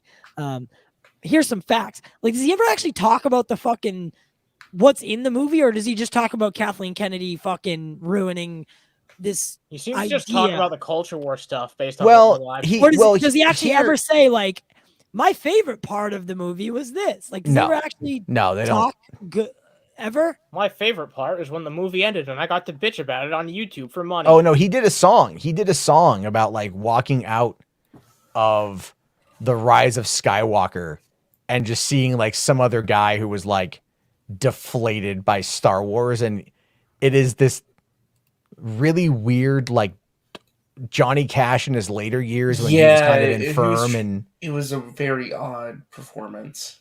Like, I just don't get it. I don't. It's always like, this is why fucking Star Wars is terrible. Well, okay, cool. All right, so here we go. We're gonna check out Dane saying for a second. Deep in the bowels of the internet, Doom Chud. Oh, I don't think you enabled the sound. Yeah, we can't hear that shit yet. Yeah, we can't hear You're it. gonna have to remove it and then like make sure you check off. Yeah, the there's a audio. little Yeah. box. He knows. I bet. It's a I actually box. don't. I'm There's a pretty little new to box this. that says Okay. share audio. Yeah, so you're gonna need to stop sharing, Gotcha. and then reopen it back up again, and then there's a little box at the bottom of it that says share audio. It Gotcha. shouldn't be like that. It should automatically share. Oh the no, there's fucking a feature for that. You can go into your settings and set it. I have it automatically set for that. Get out of So Get yeah. out of here. town. Finally update that. Yeah. Okay, yeah, we can hear it now. Deep in the bowels of Doomcock that. Doom Chud. Greetings, my henchmen. For today's agenda, let's stick to the formula we've used for 5 years. No need to fix what isn't broken. Orders are to continue pushing the Sonic movie and how amazing it is, while also repeating the issue talking points regarding Birds of Prey. It is crucial that we make sure people who liked the film know it didn't do well at the box office. They must be told that their opinions are invalid due to the financial failure. Be sure not to mention that Sonic is a family film and Birds of Prey is rated R. Yeah, exactly. This will allow people to apply nuance. Dude, you look so much cooler than Doomcock though. Also, create a palpable anger towards Birds of Prey, and perhaps your followers will attack Gail Simone on Twitter for having nothing to do with the film. That's just bonus points. The quartering. You're barely hitting your quota every week of saying, get woke, go broke. Not make me publish those photos of you laughing at Chud Logic's Crowder meme. That is a punishment you do not desire. The toilet. My son Doom Penis is dismissed. It's hard for you to keep up with the other boys due to your limitations. But I have a special assignment for my special boy. An anonymous post on 4chan says Margot Robbie was so upset by your videos on her movie that she crapped her pants and punched a hole in her body. Do not seek the primary source or question this. Just make a video about it and how it proves our content works against the evil SJW Shadow Council. The Satanic Justice Witch Council is making its next moves, and you need to begin preparing. Nice echo posting. So you aren't embarrassed in front of your friends again. The council will soon begin promoting Black Lady James Bond and another JW Marvel flop, Black Widow. Black Widow will be a flop even if it makes 3 times its budget and is #1 for a month. So you need to start saying that now. Finally, child. Please, please clean your face toilet. It's disgusting in there. I know you're very generous. Welcome in and utilize your special toilet mask. But you have to clean it, my little buddy. Don't make me tell you again. Doom Chud out. Damn. What the fuck is this? What a god awful ad they threw on there. I don't know. Still using keyword search? Get the fuck Yo, out of here. Dane, that was great, man. That was a good parody of an idiot, and I'm very happy that I got to watch that. That was funny, yeah. And that's the thing too. Is like it's He's muted true. again. He doesn't know. No, it was good, man. It was really good. You know, for StreamYard, if you oh, never mind. You shared that one. Never mind. Because usually it like will mute you on its own if it's like a video, but I guess that's not in that case. Yeah, I mean, I've only been using StreamYard a couple of weeks, really, but I'm figuring it out pretty quick. I'll get used to it. But yeah, that was great, man. That was an early video. It was just kind of, spur of the moment. After the rest of the video was actually me talking about how he, whiffed that Alex Kurtzman incident. That Kowalski posted that bait on 4chan for him, and he fell for it. You know about I that, think, Jarbo? yeah, I did. Oh, that no, what is it? Max was reacting to that video, and I was driving home from my dad's house, and when it got to the commandant part, I legitimately like pulled over and got on the live stream from my car, and just was like, I fucking knew it, like I knew it, and shit. I just that just got me. I was like, oh, shit. I need to watch that stream. I want to watch that one. I need. Did you not watch? Have you seen the Kowalski video where he goes after Doomcock? I don't remember if I've seen the Kowalski video, but I just want to see Max's reaction to it. I want to see that. Or like, oh yeah, no, I was like, I didn't know about that, but then, I sent that shit around to people. I was like, yo, y'all see this shit? And then, you know, fucking, that was funny because No people I know, there are people I know who fucking hate Doomcock, and they were like, God, like what kind of person just reports on 4chan rumors without claiming they're 4chan rumors? I mean, but the thing is though, by claiming that there was that, like that they were centered around him, like Kurtzman punched a hole in the wall or something. Yeah. I mean, that is so absurd. It was in a TV. Oh yeah, it was so absurd. I'm like, there's no way anyone would believe this. But Doomcock's like, oh, I triggered Alex Kurtzman. He actually Holy added shit. that. He added that to his Twitter and YouTube bio too. It was like made Alex Kurtzman punch his TV or something like that. That should have been, honest to God, that should have destroyed any credibility that he had. But he just quietly moved away from Star Trek. And you know, and then the thing is with that is like if you can get him to move away from Star Wars, what will he have left? Like there's no Game of Thrones to attack. Right, he'll move over to fucking he'll do Marvel DC. Yeah. DC's Oh an yeah, easy yeah. attack. DC's an easy attack. DC. I guess DC is pretty easy these days. Oh shit!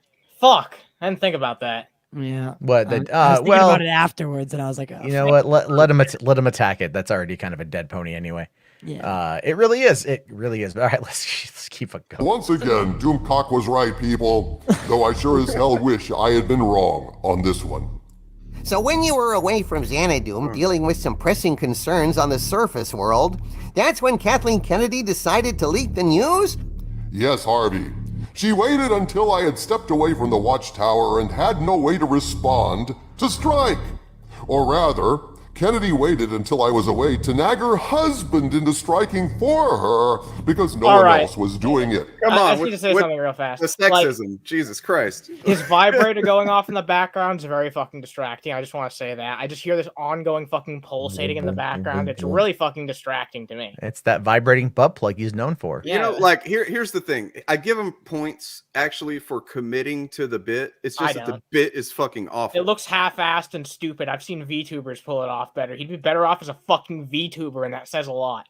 What is a VTuber? Someone who like does an animated avatar, like, gotcha, virtual avatar. Gotcha. Yep, gotcha. Yeah, and it's like, you know, it's pretty popular. There's it's growing. Like I wish the little fucking the thing on the left, right? It's got like a little screen and it's like blurry. Yeah. Like that should be like flickering at all points, you know, like actually flickering. Yeah, and the thing in the jar should be floating upside down. Like you could get real creative. Oh, is that his cum jar? Is that why it's played? Oh God, that's like the My Little Pony cum jar. Yeah, it's the MLP jar, yo. That wouldn't surprise me. He is kind of the king of the incels. Hey, he calls himself Doomcock, so. Is that thing a Shriner? Why is it wearing? What's going on? Yeah, what's up with the fez? I know, right? Like, what the hell is up with that? Fez. It's just like I mean, aesthetically, I will admit that aesthetically, I like the 1950s sci-fi feel, and maybe that's what he's just going for because he's trying to like play that up, you know, and because it's kind of disarming in a way. Because when you look at it, you think, oh, this is just some idiot in front of a green screen with some shit that he made in like fucking Blender. Right. You know, but then it's really about like, oh, it's just kind of like, oh, it's kind of kitschy. It's kind of interesting. You and know then what? Legally though, it almost acts as a repellent to any kind of like legal claims too, because it's like clearly this is just a performance. I'm a character saying silly stuff. If anybody happened to YouTube though. True, but I mean, he's actually got. I mean, look at him. Who are you? Because it's fucking ridiculous. They'd be like, "How old are you?" But he's actually making real claims, and it's like I'm 54 years old. It's clear to anyone with a goddamn brain that he believes everything that he's saying up until like he's just saying it to like get clicks and views. But a lot of the shit that he says, I'm sure he believes. It's just he's doing the character as a way to like cushion it. I suppose is the best way to put it. Well, it's all plausible deniability. Yeah. So it's like if you listen to his audience, when you question them, will say things like, it's like when Dane was talking with Lyndon, they're all part of the same clique, and it's just like they understand that it's not real, but they don't care because it gets them the attention. But the thing with Doomcock is Doomcock will say some shit and it gets reported by Bounding Into Comics, Cosmic Book News. Even We Got This Covered is talked about, Giant Freaking Robot maybe. It fucking strokes it goes around. Yeah. And then I've mentioned this before, I start getting fucking phone calls from non-internet friends of mine who are nerds, and they're like, what's this I hear about Star Wars blank? And then you trace it back to this shit. And so it becomes this fucking feedback loop with these groups of people that then get pushed out there. Because bounding into comics, Cosmic Book News, we got this covered. Guess where they're shared? They're shared on fucking Facebook News. Yep. And right-wing news outlets will end up getting more play on social media, on Facebook considerably, because that's where the audience demographic is right It's all now. connected in some way, you know. Those are absolutely right-wing outlets too. Oh man, it's so fucking frustrating because you know what I call it, what you're just describing, how they're all in the same clique and it's a feedback loop. I tend to call it like the grift tube human centipede, because they're all just, you know, shitting it into each other's mouths, and then that one shits. Do you want the cuttlefish or vanilla paste? Yeah. That's vanilla paste, the cuttlefish. I fucking love that episode. Human sent to Good iPad. one. Human sent to iPad. Complete with my terrible accent. I'm going to hell, folks. All right, we got Caden joining us right now as we go into the continue on this nonsense.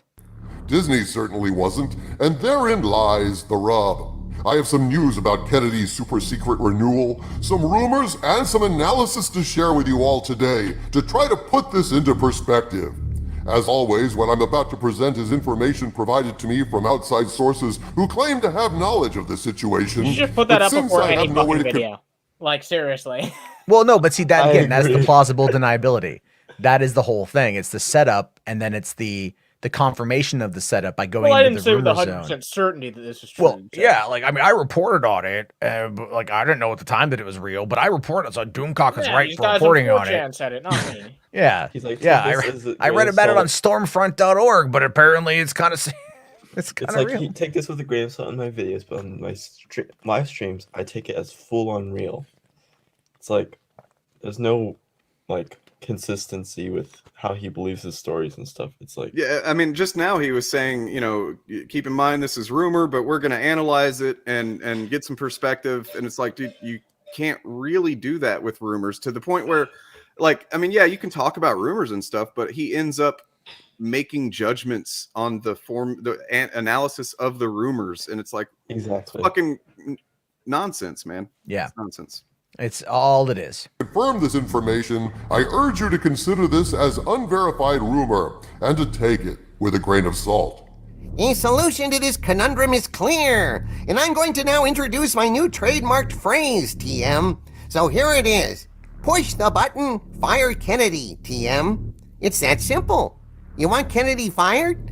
Want Jar Jar Abrams to stop making movies altogether? Right. Want to stop paying income tax and never go to the dentist again?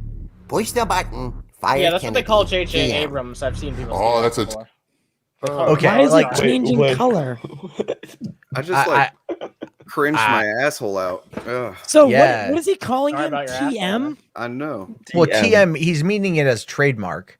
You know, he's like, this is my new push the button trademark. It's just, what does that, but what does that mean? I mean, okay, maybe there's a running gag with the character of pushing buttons. Maybe it's that pushing button meme. I don't know. Well, either way, out of context, it's cringe. So. In context, out of context, it just, what the fuck? In any context, it's cringe. Yeah. Oh yeah. All right. Tempting option, Harvey, but I don't think it'll work. You should amend your catchphrase to be push the button, fire everyone. As in, you will all perish in flames when I get out and the button gets pushed. Jesus. Well, we tested that. That sounded really sounded like a fucking Nazi. It's a bit fashy. Damn. It's a bit fashy. That was something. If only when I get out of this hole. If only there was some other evidence this guy might be a Nazi. Yeah. Oh my god.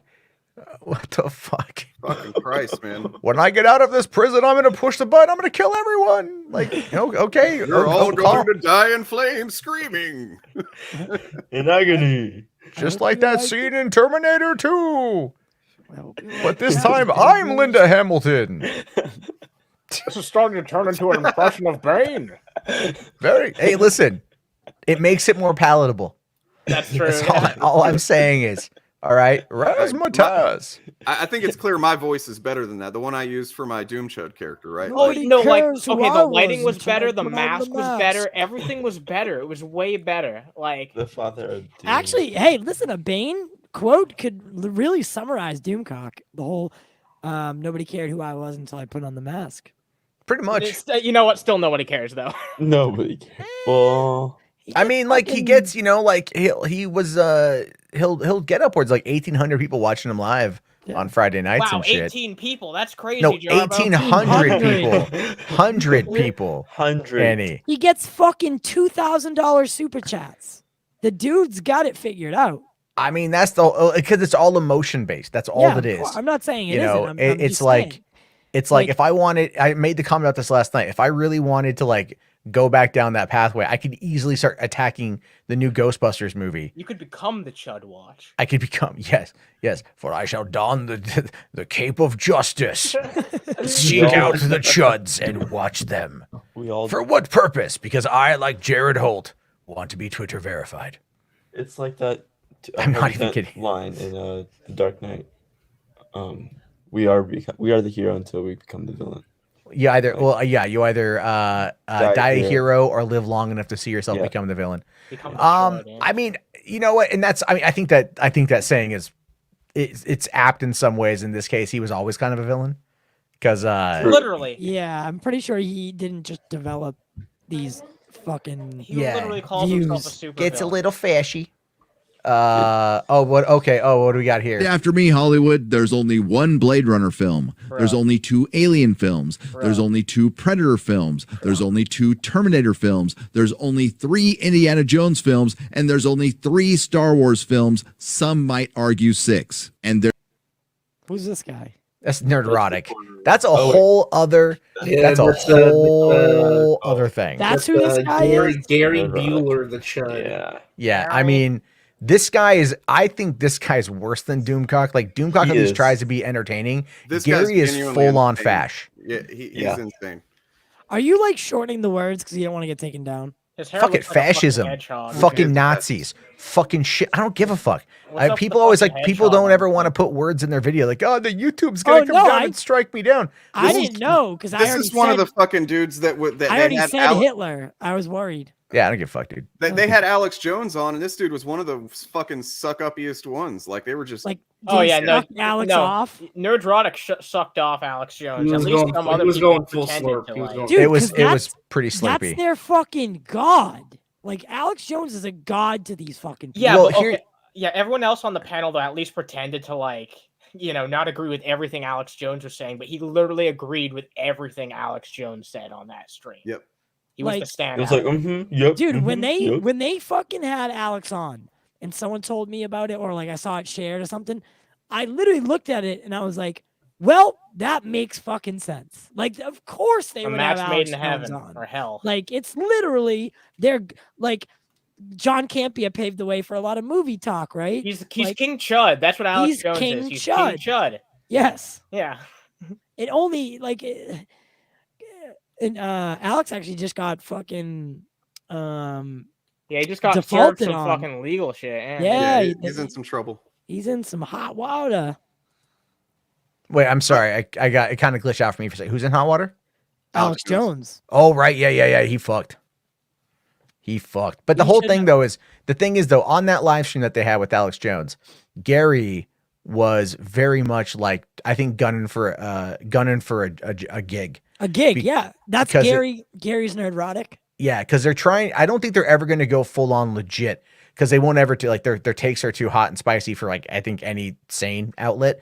But if they tone it down enough, they can go on Infowars, and they could bring. And this is real. They could bring a considerable audience of people to the Infowars at a time when Alex Jones is at his most embattled. Right. And I mean, he's looking at a thing now where like the fact that the jury or the judgment he lost by default. Yes, Because he didn't show on- up or provide any documents. Well, on 8 out of the 8 or 10, right? It was a lot. Yeah. It was every one of them, I think. Yeah. And so I don't know what the judge or the jury, whatever it's going to be, is going to award the families next year. But this gives him the time in between then and now. It gives him time to like more or less hide assets. It also, like, people think, oh, he just defaulted, like he didn't show up. No, he refused Withheld stuff, yeah, to not show them how his business works. Like, there's a reason that he didn't. Like, he was advised, don't give them anything, and and hopefully we can sweep it under the rug with time. So, all right, RJ had to bail because he's got a thing to do in the morning. Thanks for coming by, RJ. Appreciate it here. TW says tone it down for InfoWars. Well, but what I mean by that is swearing. Yeah, right? Because you can sit there and say like the worst thing possible. You can sit there and say like trans women aren't women, but don't say the F word. But don't say the F word. You know what I mean? Like that's kind of what it boils down to. I meant the old F word. They could do a whole spin-off basically. Like it's InfoWars branded pop culture show. Yeah, and that they get to still talk about what they want, but under the InfoWars banner. Well, you guys were mentioning this earlier on your stream about how like Jeremy and those guys have the park hopping channel, and that is the gateway channel to Geeks and Gamers, and that's even then further the gateway channel to D-Day Cobra.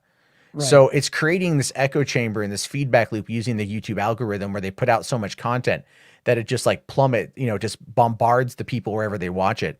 And because that of course is how YouTube operates. And that is I'm not necessarily a big fan of watching one little thing and then all of a sudden my entire recommended feed is nothing but that kind of crap. Yeah. And it takes a couple days to get rid of. Yeah.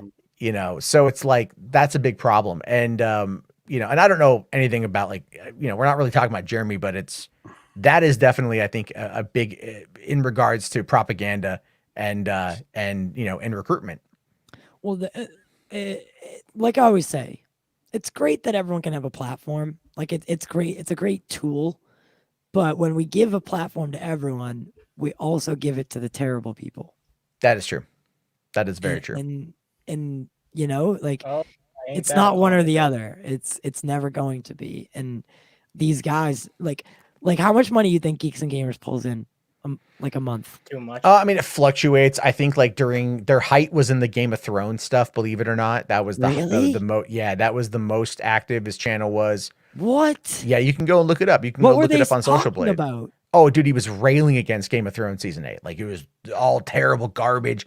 And he'll openly admit like that, and Nerdrotic will openly admit that was like the best month they've ever had or months they had for their channel because they like, season 8 was terrible. Like, I mean, if you believe that, we all understand that it wasn't as good, but they were, but what they just kept hammering it and hammering it and hammering it and hammering it.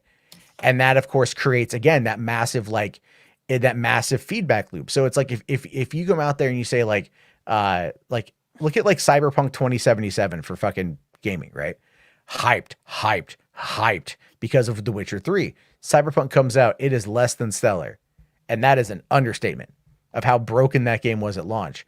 But there are people out there that just kept hammering it and hammering it and hammering it because every little thing. And so people who are mad about that game are then going to keep getting shown all of that hyperbolic content. Right. It's like someone said to me, we were talking about like the dislike button the other day, and somebody had said, well, the dislike button is how we got Sonic changed. And I'm all like, no, the dislike button would be something. No, that had nothing to do with it. No, that was generally what it was is people like Young Yi and other YouTube content creators and other outlets that were getting over 1 million views talking about how fucked up this was. And the social media push that the dislike had very little to do with it. It was the subsequent. It was the subsequent talking about it. Yeah. Talking. And that was a good, I think that was a great thing. Like it was a good change. And that's only one example, right? Like that's something that rarely happens like in a good way. It's usually the other end where it's like fucking Geeks and Gamers, like Kathleen Kennedy, laser eyes. She's a terrible person. Yeah. Well, that's why I gave. Did you see the thumbnail? No. The thumbnail for the video. Oh Jesus! She has everything. She got it all. But it's the mouth. The mouth is a fucking Pepe meme. Oh, I went looking for like the Magikarp mouth, and that was like the best one I could find. Oh my God! Christ, man. And then this is like some, I just was polling from what I had already in my assets and stuff. But yeah. But all right, let's continue with this because obviously we could go off about geeks and lamers, as quite often. Matt. All What? right. Oh, Yeah. shut up! Don't give me that dad joke All right. shit. Let's try to at least get to minute 7. Yeah. That version. It didn't play with the audience. And thus, you remain contained for the nonce. But apparently, Kennedy isn't contained. The rumor of the week is that Kennedy has been renewed, and yet the circumstances of her renewal are unusual, to say the least. Here are the main points of my analysis, and then I'm going to report what some of my sources are saying about this renewal. The first red flag is this. Why was Kennedy's contract quietly signed without any fanfare? Why did they delay or cancel all of Kennedy's projects prior to this news coming out? And why hasn't the news come out? Oh sure, we got a tweet from Frank Marshall, her husband, announcing that his wife Kathleen has had her contract as president of Lucasfilm renewed for 3 years.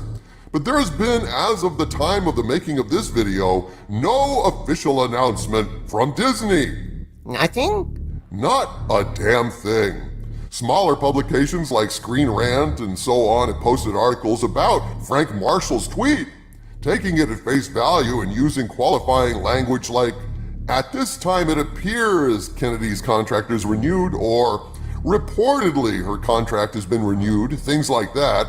But Sorry. He literally does the exact same thing. So what got canceled? What That's actually got canceled? The Rogue Squadron movie. That Oh, got the delayed Patty indefinitely. Jenkins one, Yeah, yeah. Patty Jenkins, that got delayed indefinitely. And now the Ryan Johnson stuff. Yeah, I forgot about that. Well, yeah, but it'd been 4 years since there was any official statement on that. That shit was fucking dead anyway. Like Netflix has paid what, half a billion almost for Knives Out 2 and 3. Like, do you think that's what Johnson's going to be doing for years? It's like all the people that are like, no, Zack Snyder is going to be coming back to Warner Brothers next year, guys. No, he's not. Yeah, no, he's not. He'll be working on these movies for Netflix for the next 5-6 years. Yeah. And then after that, he'll be in his 60s. Do you think he's going to want to come back? No, fuck that. Like, he's done. But again, it's trying to explain to people how things are. Right. And then the best chance that we have for Zach would be to executive produce. Yeah, that would be it. That's how I view that. Hold on there. I did miss this. Rational Skeptic here, $5, buddy. Thank you. Turns out the supplements that Gwyneth Paltrow and other celebrities sell are all the same ones InfoWars sells with just different branding. Oh yeah, dude. I mean, remember ShamWow? Yeah. Right. Remember Vince from ShamWow? Like, I got the best chamois ever. Yeah. That was made in the same exact factory that makes all the other chamois. It's all about branding. That's all it is. Whatever factory produces Gwyneth Paltrow's vaginal candles Yeah, are but probably people wanted that shit because that guy beat up a hooker, and they were like, "Damn, this is of historical significance now." well, because that chamois really helped clean up the blood. Yeah, he slap chopped that hooker. You're That's what he fucking did. terrible. I know. I'm so sorry. Fuck Vince. By the way, he's still around though. He's still around. I think you can actually get him on Cameo right now. Hey, no, yeah, he's still making fucking shit. He just put out there's a ShamWow mask. There's like a ShamWow mask. Yeah, there's a ShamWow A mask. terry cloth mask. It's really for it's for people that are on the right that they need their tears to be soaked up when they have to wear it. So, or it's a cum rag. Dude, you know what's a real tragedy is that the other fucking infomercial guy that died because he loved Coke. Oh, Billy Mays. Yeah, that guy was a true legend in the infomercial game. True. He was the only one I respected, honestly, because he had fucking real dedication to it. He did, yeah. Flex Steel. Oh yeah, that guy. That guy's great. John Tron makes videos about him all the time. But I was gonna say that like this whole Kathleen Kennedy, all her projects are canceled. If they were, we would have heard something about it. Like he said, like we would have heard something from the big trades about her renewal or whatever. Like we would have heard about Mando being canceled. We would have heard Book of Boba Fett being the last Star Wars thing to be out. We would have like if this is like again, if we're taking his stuff with a grain of salt, which when you take a grain of salt, you still question it to an extent of like validity. But yeah, it's like, dude, and also with Rogue Squadron, it's like it's such a weird thing. It's like it's shelved, but it's shelved without Patty Jenkins, so it's like so weird with that. Well, and they're Ryan gonna Johnson's thing is totally canceled. Yeah. Well, that's the thing. Well, Patty Jenkins are going to probably want her to come back. Yeah. So that's obviously going to be something they're going to hold on to. But again, like none of that really matters as we go on. Yeah. But yeah, again, none of her projects were canceled. You know, No. who would cancel them, by the way? Like she's the head of the fucking studio. She's the one Well, unless Iger, but in some of those cases though, like Iger still has to like, you know, they have to like, well, Chapek now we have to, you know, there's certain things that they would have to approve, I think, but that even would go through if it's going to be a film that's going through the distribution of Walt Disney Studios, you're looking at Alan Horn and Alan Braverman. And if those guys haven't, you know, if there's been nothing out of that camp, then she's perfectly fine. It's just more, you know, again, Doomcock is just not understanding how any of this works. No one in this group of people understand filmmaking at all. No, they do not. But let's keep going. But even these sources can't list it as a fact prior to some kind of official announcement from Disney, which thus far has not come. Are you saying she's not actually renewed? Sorry, I had this one. Didn't he just destroy his own argument at the beginning of the video? Yep. I reported it, but I can't say that it's fact. It's just, oh my, anyway, sorry. No, I'm not saying that. I've been reporting rumors that she was quietly renewed for months now, as I said, so I'm not surprised. Nor am I especially skeptical, even though the circumstances are bizarre, and they're indicative of something very abnormal in this alleged renewal, which at this point still is simply a rumor absent official announcements from Disney. And while Chapek may eventually cave to pressure from KK's camp and finally make some kind of announcement, and I wouldn't be surprised if that announcement comes today, since it's a Friday and they dump bad news on Fridays, the fact that there has been no official press release about this major development speaks volumes about Kennedy's true status at Disney. She may be renewed, Harvey, but she ain't in Disney's good graces, and she ain't got a lot of power. Dude, what the hell is actually going on? One source of mine, douchebag Kylo, drew an apt analogy in a message. I'm sorry, I just have to. I was gonna say Kylo. What the fuck? Douchebag Kylo. They're all just fucking stupid edgelords, and what's sad is that they're probably 40-year-olds. You know, like, oh my god, dude. In my profile that I've been building on Doomcock, I would say that he's at least 45. At least. I'd believe. There's no way he's younger than 40. Yeah, I just real quick here, I agree with Tony saying Kathleen Kennedy got excited about Jenkins because of Wonder Woman. That changed after Wonder Woman 1984. Yeah, because in Hollywood, you are only as good as your last movie. You know, I mean, coming off of Jurassic World, Colin Trevorrow did The Book of Henry, which famously tanked. And then not long after that, he was off of Star Wars. You know, and you can argue that there were creative differences at following The Last Jedi, which I do believe that maybe was a factor. But there, you know, the micromanagement of that particular franchise, theatrical at least, is one that is going to be a point of contention because they feel the theatrical side of things has to hit a certain beat every time, and it's Star Wars, so it can't fail. So they're going to overanalyze it, which is very detrimental to it in my opinion. But when it comes to the TV side of it, it's like, yeah, no, you're more looser to play with this stuff a bit more, and it's been working. So maybe, just maybe, with this Feige produced movie, it will kind of loosen things up a little bit. And I think that's where we're going to get some pretty good Star Wars. Yeah, I'm kind of like, that's my question these days is like, what because like I said, I'm not like huge into the Star Wars game. Like I like the movies, don't get in the TV shows, like, but that's kind of where it ends for me. I don't, you know what I mean? None of the games or anything like that. Why isn't there like, what is going on for the next film part of it? Like, where do you think that they want to go? It said, so like, there's a rumor that it's. Is it from Doomcock? No.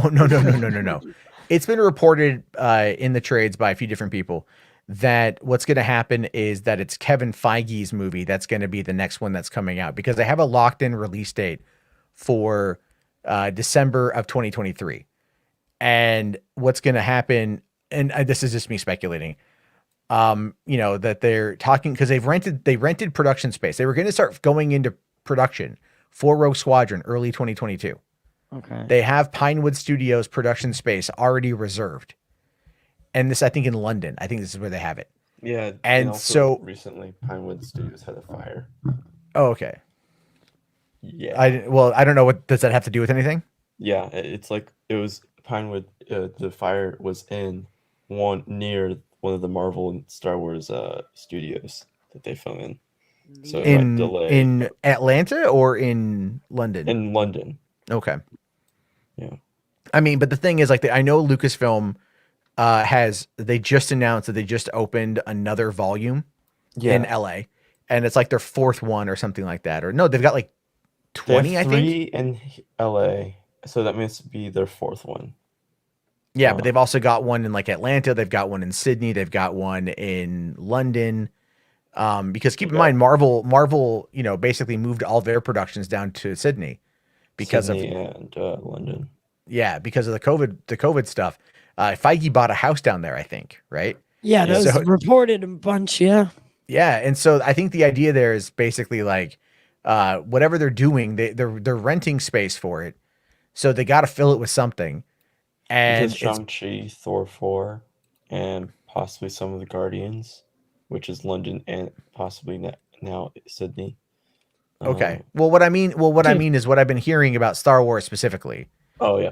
Is that they have space, and they got to fill it with something, and they still have that hard release date because they're not going to they're going to leapfrog Star Wars and Avatar starting in 2023. So, they don't want to fuck with that. They're going to want to have a movie ready to go. So the rumor Star Trek just had a move to that release date as well, right? Star Trek, yeah, but they're not gonna land that. They're not gonna land that release date. No, they might have jumped on it right now, but they're gonna move it again because it's like Disney is not gonna fucking lose the winter. Disney. Yeah, Disney. Well, the thing is, Disney realizes that Star Wars does better over the holiday break, so they're not gonna fuck with that. They're gonna keep that date. But I think it's possible that this could be the Kevin Feige produced Michael Waldron script because I think Waldron was already writing it in between Loki season 1 and 2. Yeah. So I mean, obviously at this point, then and then I know Taika Waititi's also said that he was fast tracking his script. Yeah, but he's got to finish Thor, and then he's doing 2 other movies. Well, he said that Star Wars was his next movie after Thor, and then the other 2 movies are after the Star Wars movie. Oh, really? Yeah. Okay. Well, that could be something. I haven't read that myself, but that could be something there. But it could be KOTOR. Johnny here asking, is it KOTOR? It could be KOTOR. We don't know yet. We have no idea what it could be. KOTOR or High Republic. I'm thinking High Republic. I'm thinking High Republic. The short answer is nobody fucking knows. No. The short answer is nobody fucking knows, but there is certain rumors have been floating around that can lead one way or the other. And again, but that's how this whole game kind of plays out. But either way, Doomcock doesn't know anything. So let's just get back to the shit. Message to me saying essentially that Kennedy has been given what the Japanese call a window seat. That's what Japanese companies do when they find a high-level manager is incompetent. To save face, they promote that executive to a position free of power or responsibilities and stash him off in a window office somewhere. That person can just gaze out the window all day and quietly get paid for it. Kind of like hush money? Not as the Japanese practice it, Harvey. It's more that the executive is seen as an embarrassment to the company that they do not wish to acknowledge in order to save face. And the incompetent executive also gets to save face and not suffer the shame of termination publicly. This may well be what happened with Kennedy. With That's all what you are, of her Doomcock. and You're the Frank fucking Marshall's stain on extensive this platform that everyone else points at and fucking laughs. Yeah. I'm sorry, but it's true. It's like he's literally a fucking joke. He's coming on here and doing a voice for a puppet because he doesn't have one goddamn friend who can reliably do that for him. It's because he can't let anyone know who he is. It's because he doesn't have Hold on now. Hold on. I do the voice of my puppet too, but that's just because I only give him a couple of lines and I don't want to bother. Yeah, but you have friends. You're on here right now. That's true. I would do the voice for your puppet. Yeah, you could always. Yeah, I had a friend of mine. You have a cool voice, so. Yeah, thank you.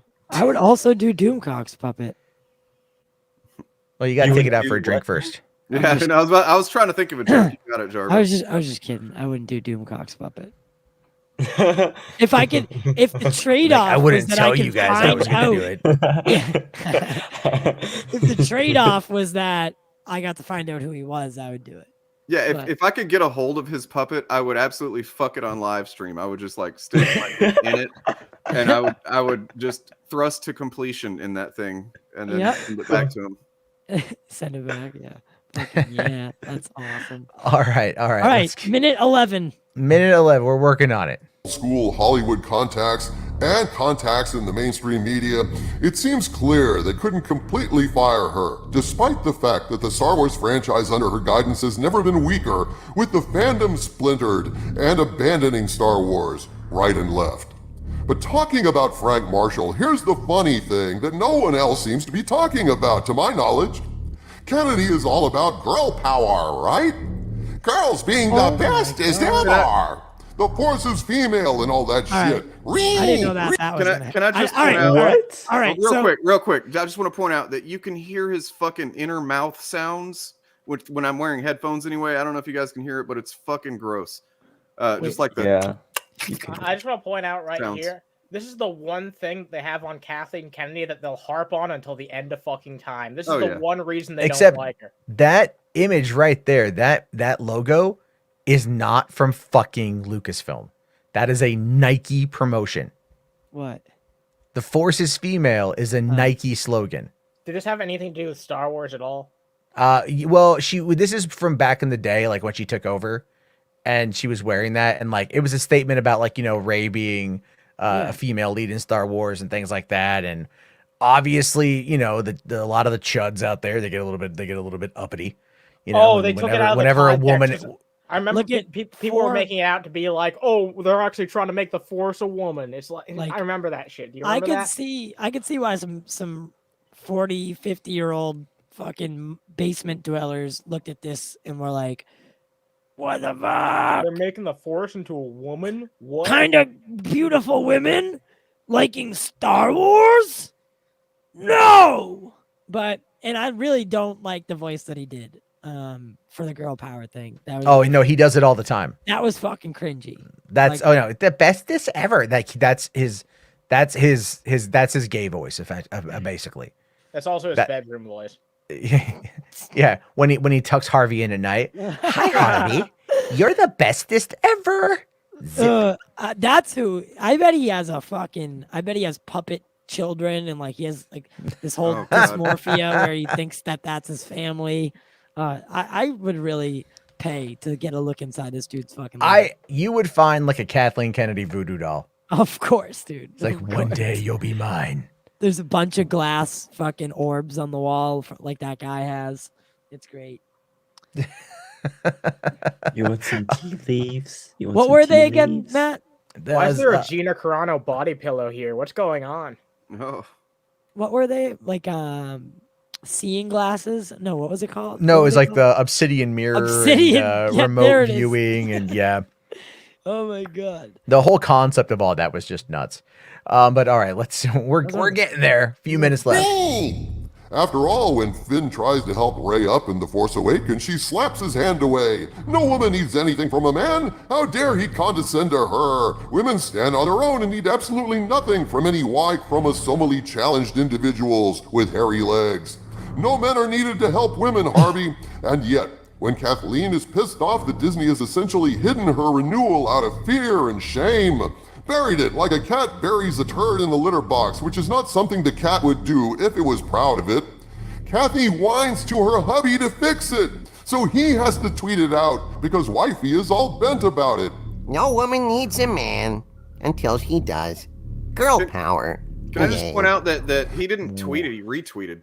Who the fuck is Kathleen Kennedy's husband? Frank Marshall. Frank Marshall. He just retweeted something. That's it. Yeah, it's that's all. He went out. I mean, but it's like, is it just me, or does this come across like an incel manifesto? Oh yeah, definitely. They don't need a woman. Like a character slaps a character's hand away. They don't need help. Characters do that and shit all the time. When it doesn't have to be a gendered thing. It happens with men characters too, right? So let's just projecting all this weird fucking shit onto it. I mean, has it occurred to any of these guys that like Finn was being, I don't know, overtly aggressive in his attempt to White Knight? No, of course not. Like, and I chalk it up to just his upbringing is like that, he's wanting to be the hero. And so he's in this moment, he's trying to be the hero. And she's like, what the fuck are you doing? Like, fuck off. Like, I don't know you. Like Goober. I'm watching this stream through an obsidian mirror. There you go. Classic. There you go. But yeah, again, all the stuff there, like, the sexism, the not even thinly veiled. It's just right there. It's fucking in your face. Like, it's bad. All right, let's keep the cringe alive. Frank Marshall has been a successful producer a long time, a lot longer than Kennedy. One wonders where she would be without being married to Frank Marshall. So ironic, given how worthless and loathsome white males are. Can I just say, when push comes to shove, tough. Kathleen Kennedy was responsible for producing Jurassic Park.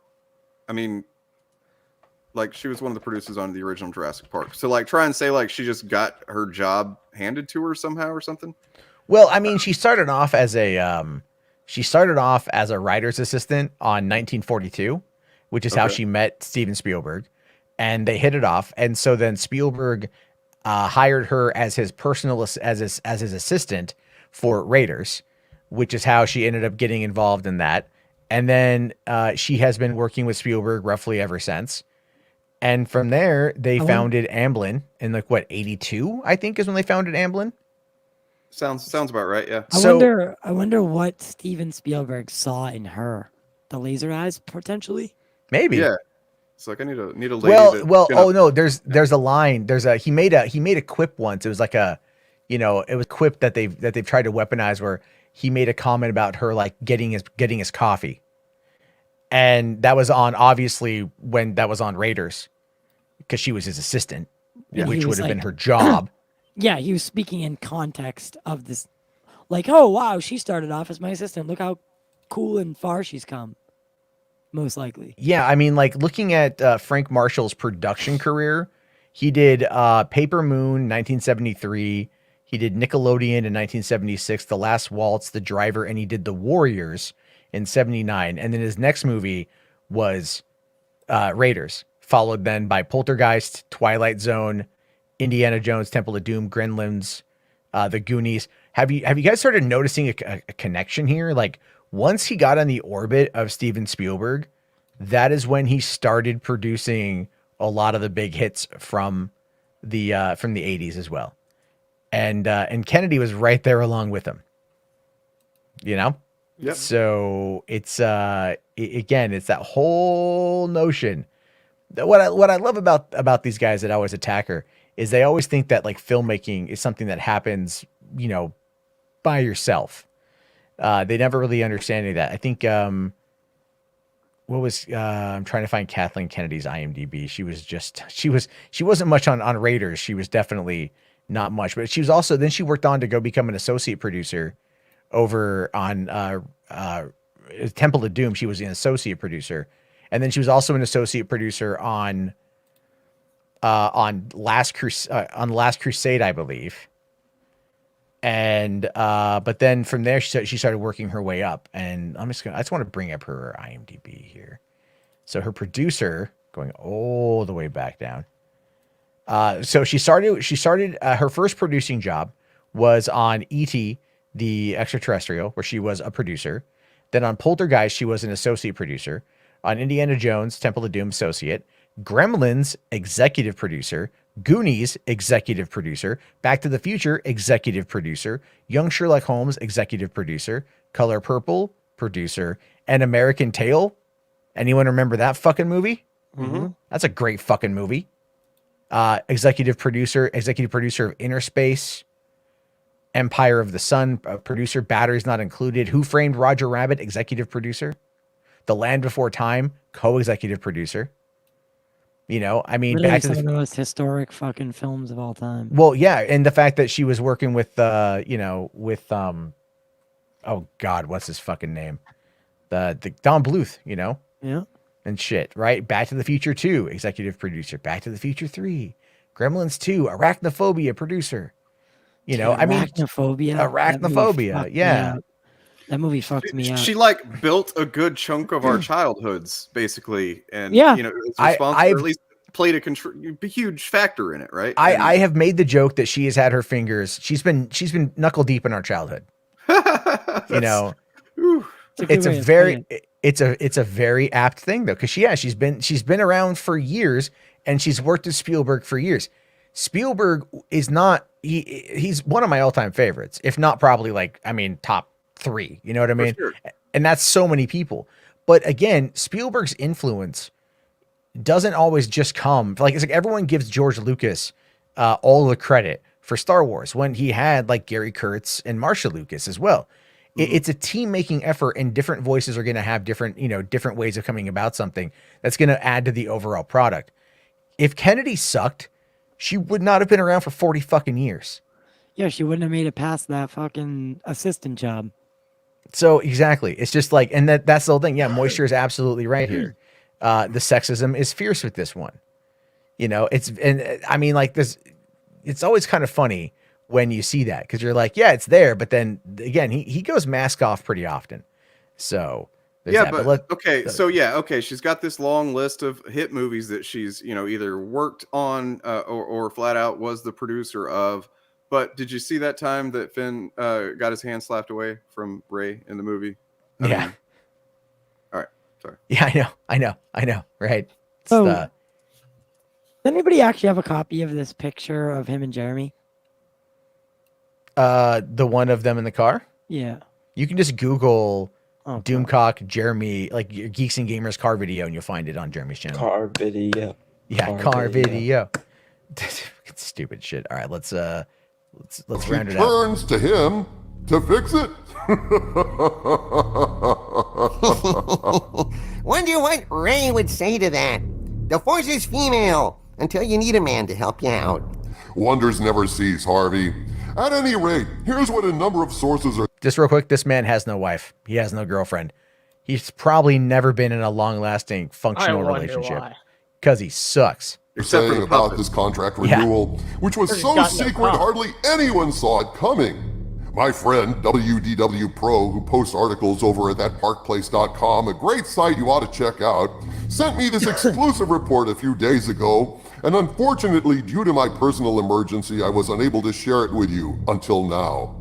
One of the mysteries about this renewal is how her contract could allegedly be extended for 3 years, given that Jay Peckus had no more long-term contracts for talent.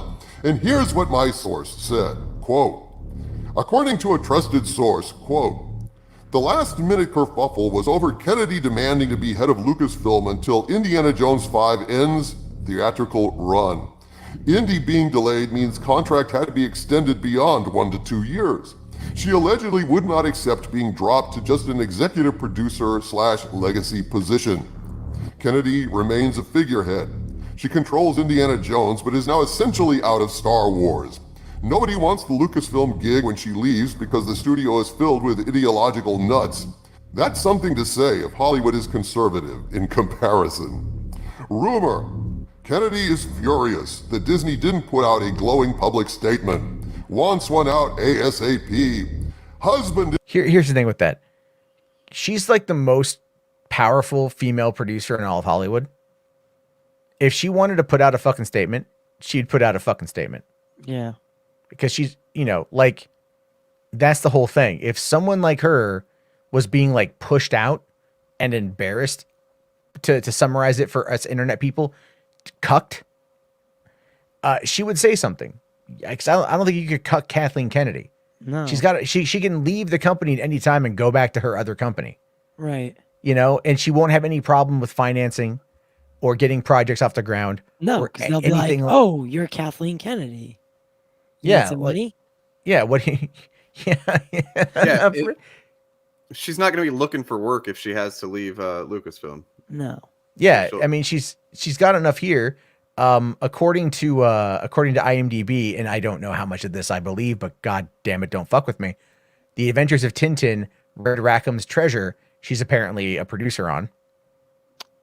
Oh my god. I want another Tintin movie. This is a whole other conversation though, but she's a producer on Andor, executive producer of Willow, producer of Indiana Jones 5. She may not even be an executive producer on Indiana Jones 5. She might just be a producer. And if you have trouble believing that, Kevin Feige is listed as a producer on Marvel movies. He's rarely listed as an executive producer. He is just a producer. So it's not like, you know, she's in charge creatively, but she's not taking the credit as being like it's all about her. But again, that kind of thing is, you know, not ever going to be talked about. That's nuance, man. You can't. I know, right? We can't discuss. Said, like Dave Filoni, who's now the creative chairman, is more in control of the creative side. So why is Doomcock because they need a villain. They need a villain to go after. They need a it can't be a white male. Yeah, it's got to be a woman, and it's got to I mean, she's basically the Hillary Clinton of movie production, right? Exactly. No, you're that's true. 100% right. Yeah. Hillary Rodham Kennedy. There you go. No, but it's true. I mean, Filoni is you know, looking over a lot of the creative side, but that's probably also in charge of animation and television. Michelle Rejwan is the VP of live action development, who probably is working in tandem with everything. And then if you go back and you look at that Puck News article, the one that does that has originally talking about the situation with Kathleen Kennedy, following the fallout over Rogue Squadron, guess what? It wasn't Kennedy that had the problems. It was Michelle Rejwan had the creative problem with Patty Jenkins. But all of that gets put on Kathleen Kennedy's plate because, you know, I mean, obviously she's the head of the company, buck stops with her sort of thing. But again, the nuance of it is her name wasn't even really associated with that fallout. But, you know, it's just where we find ourselves. It's really crazy. John here says complaining gets attention. That's why they do it. Yeah, that's true. I mean, look, we've been complaining about Doomcock for 2.5 hours. We have 120 people watching. So, right. You know, that's and it's gone up. I also have a slight headache from watching it. Yeah, don't worry. We're getting closer. We're powering through. We'll just we'll. I can't believe we're actually going to make it all the way through. You know what? Unlike Mad Max and Mandalorian, I finish what I start. Ooh. Because he'll watch like a minute of a video. I've already seen enough. But I want context. You know. Yeah, that's true. All right, let's. I'm pretty sure we'll get to the end here in a sec. Is reportedly mad too. Chapek likely to ignore. Kennedy is horrible public perception, but her people negotiated behind the scenes from a position of strength. Nobody wants to run Lucasfilm. There's no Star Wars film on deck. She has media on her side, and she's made inroads with Star Wars in China. It's just awful for Star Wars, and I'm convinced Disney is headed for rough waters. Remember, 0 press release. They know she's poison. Unquote. Yeah, man. What Disney is doing right now is the slow frog boil. Letting the info get out until people adjust to the shock, then they go ahead and make an official announcement, which is a technique they use with bad news. They know it's terrible, that fans will hate it, but they had to do it because the job is now too toxic and no one wants it, right? So they leak it out. Easy, slow chunks, so the frog will boil in peace. And they have to keep Kennedy quiet, I imagine. Maybe she does have blackmail, or maybe it's simply the stigma of forcing the biggest female exec out of her position in the Pound Me Too era. Who the hell knows? Cameron Pashaw sent me this statement regarding the renewal. Quote, "We are being manipulated by Kennedy right now. I believe the story that she has a, quote, 3-year contract, unquote, was seeded by Kathleen herself in the fan press as she is enraged about the rumors that she has been pushed out, which she absolutely has. She's been given a payoff to keep her mouth shut. That's it. No power. She's lost all of her pet projects. They are just letting her save face by not announcing she is out. I also believe that these stories Kennedy seeded were not authorized by Bob Chapek, who is furious that she is creating new outrage among the fans right now. And I'm sure he's fielding calls from hedge fund managers asking why the fuck she's been renewed in light of the disastrous Q4 results. And so Chapek is responding by attacking her with his own anti-Kennedy leaks in the fan press, especially the story that Patty Jenkins blames Kennedy for Rogue Squadron being derailed. We are in the middle of a PR war, and the fans are being manipulated by both sides." Unquote. Well, once again, hashtag Doomcock was right. But you were right about bad news. Thanks, man. Thanks a lot.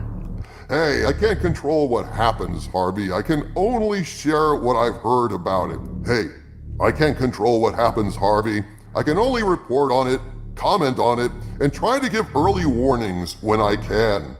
These rumors are the canaries in the coal mine, but I get them right more often than I get them wrong. I'm going No, he doesn't. Forget to cut that out? Like, did he forget to cut Yeah, it out? did that just double down? It sounded like it, but I think Can we just run it back a little? Yeah, he was He definitely you didn't rewind it, right? No. Here we go. He definitely I can't fucked up. control what happens, Harvey. I can only share what I've heard about it. Hey, I can't control what happens, Harvey. I can only report on it, comment on it, and try to give early warnings when I can. He fucking told on himself, man, because he knew that first take was like, well, I said that I admitted I can only talk about what I heard. Then he kind of refined it into something a little bit more legit sounding. That's what it sounds like to me. Yeah. And then he just forgot to cut the first take because he's a fucking moron. I mean, like, this is why it's good to re-listen to your audio before you pantomime it. You little bitch. Pantomime it. But it's like all that shit though. It's like I could do that statement from Cameron Pasha. Did you catch like the I believe I didn't. stuff? Can you run it back a little bit. I was doing something. What else. I don't want to want to ask go is, back and listen to that again. You know how No, not listen, but find the statement so I can read it. He talked about, you know, how this is rumors and stuff, but like throughout all of that, could any of you keep track of what was rumor and what was being analyzed, or like it just goes off the rails fucking It was hard to even pay attention to him because of his stupid fucking voice and shit like that. And like the droning. The droning in the background, yeah. It's like it was entirely fucking meant to be unappealing so that you would click away as soon as possible, but we know it's not the case. Also, he's a mouth breather. You can tell by the way yeah. Yeah, it's like you mean like literally though, right? Literally mouth. He's like, like you can hear every breath he takes between. Heave-ho. Yeah. But again, that, and the thing with that too is, if you go and you listen to the Commandant, it does the exact same thing. Yep. Yeah. I told you the voice fucking like the voice patterns are like really, really similar. So I would argue, my belief is that they're one and the same. But I mean, again, it's kind of like, he's just he conflates everything together. He runs it real quick, and then he confirms his own thing by having Harvey continuously say, "Oh, Doomcock was right. You said would be bad news. You were right." Yeah. So it's like the prop is a tool. Like it's not like his little fucking Harvey thing. It's a way that he can confirm himself without looking like an idiot.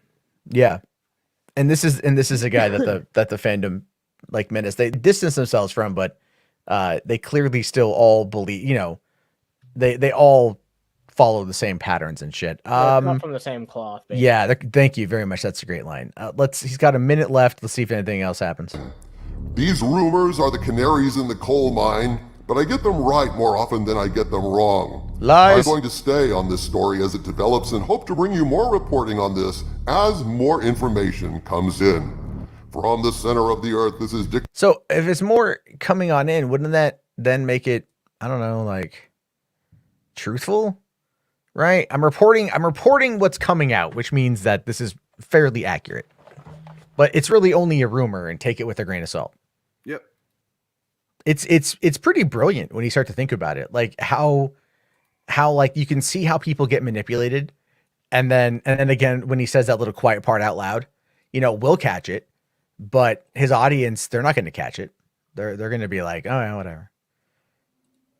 So it's brilliant, but also like kind of pretty insidious because he's totally just playing on, you know, people's tendency to not pay attention, to not know what words mean, to, you know what I mean? Just, yeah.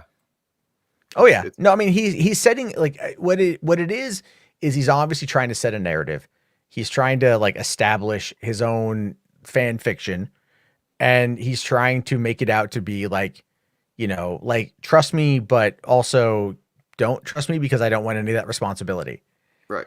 And but like I've said before, the reason why his audience believes him like that has everything to do with the fact that they want him to be right. They believe in the hope that he provides, which is super weird. So that's it on that one. You know what? It's almost like you mentioned. I think it was you that mentioned. It's kind of like religion, but it's more like the doomsday prophecy people. Like they're always looking for the end of everything. Like they're prophesizing the failure of society. Except in this case, it's have you ever watched that episode of Community? Not Community. Parks and Rec with the fucking the lizard people. The lizard people. That and they're like, oh, the world's Aquaman's gonna end on this character. day, and then it doesn't, and then like Right. he's like redoing it with Leslie. He's like, oh, just kidding. It was actually I reread the text, and it was actually this day. She's like, oh, it's not available. And he's like, you know what? I read it wrong again. It's the next day. And she's like, yeah, it's open. He's like, yeah, the next day. It's just like consistently changing always. Yeah. Whatever works best for him in that moment is that's what's right. Yeah, it's the same business model. Yeah. And that's just but it works well. I mean, I sometimes wish, like when I'm in that moment of like fuck YouTube, sometimes I'm like, man, why couldn't I just be a liar? No, really. It's like, cuz that's kind of, I mean, again, like, you guys were talking earlier about on your stream about like how you kind of fall into it, right? Mm-hmm. So like that's kind of what happened with me back in the day. It was like I was angry at the world and I'm like, I'm just gonna rant about shit, and then from there you're looking for what's gonna hit that dopamine, and that what's gonna get a response from people, what's gonna get them going, and then you just kind of build off of that, and then after a while it just becomes the norm. And I was talking about with my girlfriend today, and she's like back then she's like you were angry, you were always angry back then. And like before, I'm sorry, what? I said, look how like it's so easy to get angry like that and to fall into that default setting, right? Yeah. And it really is. Like, cause I would wake up, dude. This is the truth. I would wake up and I would and I had RSS feeds of like, honest to God, right wing websites and I would look for specific articles. Generally around colleges, feminism, or things I knew were going to end up like being considered woke, and that's what I would talk about. Because like if it got a reaction out of me, I could probably then spin that reaction towards other people. Mm-hmm. And it's not to say that I did this subconsciously. No, I did it consciously. But I guess you could argue the justification, and I'm not going to say that there's justification, but I would say at the time, my justification for it was, well, this is what the audience wants. Right. And that's, again, if when you're talking, when Dane was talking with Lyndon and he's like, oh, but you do it for the algorithm. It's like, yeah, but after a while, man, that shit starts to you start to see the cracks in it. But when you ignore the cracks in it to like continue pushing it, it's, that ain't good. And that's but again, when you're pulling in like several $100s a day, people will overlook all that shit, for fucking cash. I was going to ask you, Matt, was there a correlation between your income from doing that and like when you started seeing the cracks, so to speak, and shifting away from it? The correlation. So with that, I'm trying to think. So I was always kind of like in the center of it. Like I'm a center political. I was more centered politically back then, but I was more like, I'd like lean more towards like being forgiving of like some of the hardcore right-wing shit, because it was, again, that whole thing of like, as a leftist who is not happy with the left, enemy, my enemy sort of thing. Right. Yeah. Right. And so, but that also is what got the most amount of attention. So like back in the 2016 election, I don't like Hillary Clinton. I don't like Trump either. I was a Bernie guy, still am a Bernie guy, but I'm like, man, fuck dude. Like I can make more by criticizing Hillary. Cause I was criticizing her out of legit, like, fuck you. I don't like you, and I feel like my boy got screwed, but that's his feelings. But then again, it brought in a lot of Trump supporters, in my subscription box. They would come into the channel and stuff. And then from there, I would like kind of like get a bit softer on Trump than I was. And I remember at one point saying something along the lines of like, you know what, maybe we should just give him a chance and see how things go. A lot of people said that at some point. A lot of people said that. Yeah. And for me, but it was specifically his 100 days speech what he was going to do in the first 100 days. I mean, at the time, I just think to myself, like, I was probably like justifying it in my head. People were coping really hard. Really hard. Yeah. Cause like, I was glad Hillary didn't win, but I was also like, fuck, you know, like this is not the outcome I want. But, you know, and I think when it comes to the income stuff, it was really just like when I started criticizing Trump in 2017, I started getting a massive amount of pushback from that new audience I had created that was like, no, you're meant to be one of us. You're meant to be our guy, sort of thing. And I'm like, no, I'm not going to like not criticize Trump. But the thing with that is though, is that when you start noticing that income dip because you're criticizing shit. And you just buy a fucking house and you know, the apocalypse just struck and your girlfriend's pregnant and she's quitting her $70,000 a year job so you guys can move up to the woods because your income is supposed to take care of you both. And you get stuck in this conundrum. Right? You're stuck in this fucking terrible place where it's like ideologically, politically, I don't align with these people and I don't want to align with these people, but I have to be them. But I have to for this. And so, you know what, like with what happened 3 years ago with the flagging shit, man, like as shitty as that was, as like losing 80% of my income and losing friends and the shit people fucking said about me, even just the other day, some asshole was on Twitter trying to say that I was a fucking pedophile. Yeah, that's no just good. Fucking day. And I fucking called his ass out on that shit too. I'm like, nah, dude, fucking eat my ass, bitch. Hell no. Right? I'm like, you can say, you know, criticize me for shit that I've done, but don't you say dare what you accuse want. me. But yeah, once you cross that line of endangering someone with false accusations, there's two things, right? Like the pedophile thing and well, there's one other one, but I'm not going to get into that. Well, the thing is I have two daughters. Yeah, that exactly. I look after. When you endanger that, yeah, and you like you know what I mean. That's a very fine line. Well, that's why they do it, man. Because like I was talking with Mark Brooks the other day, he mentioned it. How they love to go right to that. You're a pedo, and it's like, well, because they know that any person, you know, even the most fucked up, amoral person will often not cross that line. And if they hear of someone that, you know, that's like in prison, right? Those people get beat up by murderers and rapists and shit. Yep. And it's like rats live longer than fucking pedophiles in prison. So like, you know, when they call somebody that, it's like they know it's going to draw attention, and most decent people, if they hear that, they're going to stop for a second and actually ask themselves, like, is this, whoa, what? You know what I mean? Like, even if it's just for a split second, it's going to give people pause. And that's why they do it. Well, people, I mean, like, it's kind of like when people got mad at me a couple years ago. I mean, they treated me like I fucking killed a cat on live TV or something. Can I? You know, like it was like, you know, yeah. Did I get pissed off and flag some videos? Yeah, sure. Was that dumb? Yeah, sure. But like, what? Can I ask you something? Yeah. Do you regret it? Yeah. I should have handled it differently. That's the thing. All right. But at the time, what you got to understand, Ty, is at the time, I was like, what I felt like was I was alone. Even with my friends dealing with a lot of the same shit. This was not like your fucking average everyday nonsense. This was like waking up to it 5 days a week. Right. Where like people who were using me as a punching bag 5 days a week. And it didn't matter what I did. They followed me around and they kept doing it. Mm-hmm. And it got to be like, you know, like fucking bad shit. It got to be really fucking annoying. Because I was asking myself, I'm like, what the fuck did I do to deserve any of this shit? And the thing is, I didn't do anything to deserve any of that shit. It was just because I was a target, because I was responding.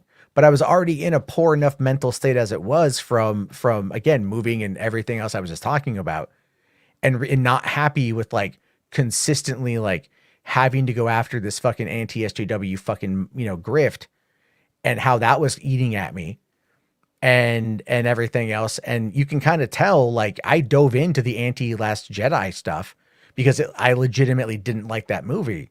But like, then I'm out there attacking Star Wars. I'm like, I fucking love Star Wars. Like, why would I attack Star Wars? But I'm seeing like people go after Solo without having seen the movie and attacking, you know, Kennedy. Yeah, and all that's that bullshit. Shit. Like, never criticize something you haven't actually seen. Yeah. And then I put out a video in the summer of 2018. I'm like, what the fuck do Star Wars fans want? And it was mostly the Last Jedi fan. It was mostly the Phantom Menace people. And I ended up taking the video down because I got kind of bullied into it. you know. And again, when you do this and you don't have a solid support base, it's very easy to get isolated out there. And that is why, you know, creator mental health is a big issue. And a lot of people don't realize that, like, it's very easy to isolate a person, especially in the digital space, and then not engage with them, not interact with them, or other them. And because there's so much money tied to it, you know, it's very easy to do. Now, granted, we just spent the last couple hours like laughing at Doomcock, Right. but we're not attacking him as a person necessarily. We're attacking the things that he's saying and the consistency of the lies. Right. But that's attacking the argument more than it is the man. And the likelihood that he's a Nazi. But yeah. Well, yeah, there's you know, certain things that he said. He's definitely a misogynist. So what I was getting at though is, so I've done, like, where I've gotten to now, I've made a lot of mistakes in my life. Like I think I'm a better person because of it. And I wouldn't have got here without those mistakes, right? I think that you're a better person now. Like you were saying, you would wake up angry, yada yada yada. It was always like just a 24/7, like, I'm fucking pissed off. And like, yeah, the money might have been great at the time. But do you regret becoming the person you are now? No, not at all. Not at all. Like, for me, as weird as this is, like, I definitely, I want to be a better person for my kids is the big factor. You know, like, I don't want my daughters growing up and ever feeling like they don't have value. And then I also don't want other people feeling like they don't have value. You know, like, it's one of those things where it's, I think, like, the more you grow, like, what you're going to change. That's why I asked Jeremy Griggs once, I said, what do you think your daughter is going to feel about your content? Is Jeremy Griggs Geeks and Gamers? Okay. Yeah. And it set him off. It absolutely set him off. You know, but it's a fair question to ask, because if this is the persona you put out there, you know, like, you can't sit there and rely on it's just a performance bit, because at some point you become the performance. Yeah. Like, just hands down. Agreed. You know, like, that's just it. Like, and these guys, they're all performative.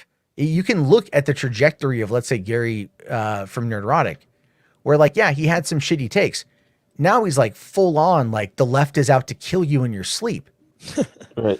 It's you know, you were saying that, like, about the whole, like, child thing. Like, you know, you don't want to have your child grow up 10 years from now and be like, let's look up what my dad did on YouTube and find out that you were a super racist or a super misogynistic or a super spreader of lies. Or even worse, he's just targeting Brie Larson for 22 days in a row. It's like, oh, my father isn't the person I thought he was. And, like, it's a big betrayal.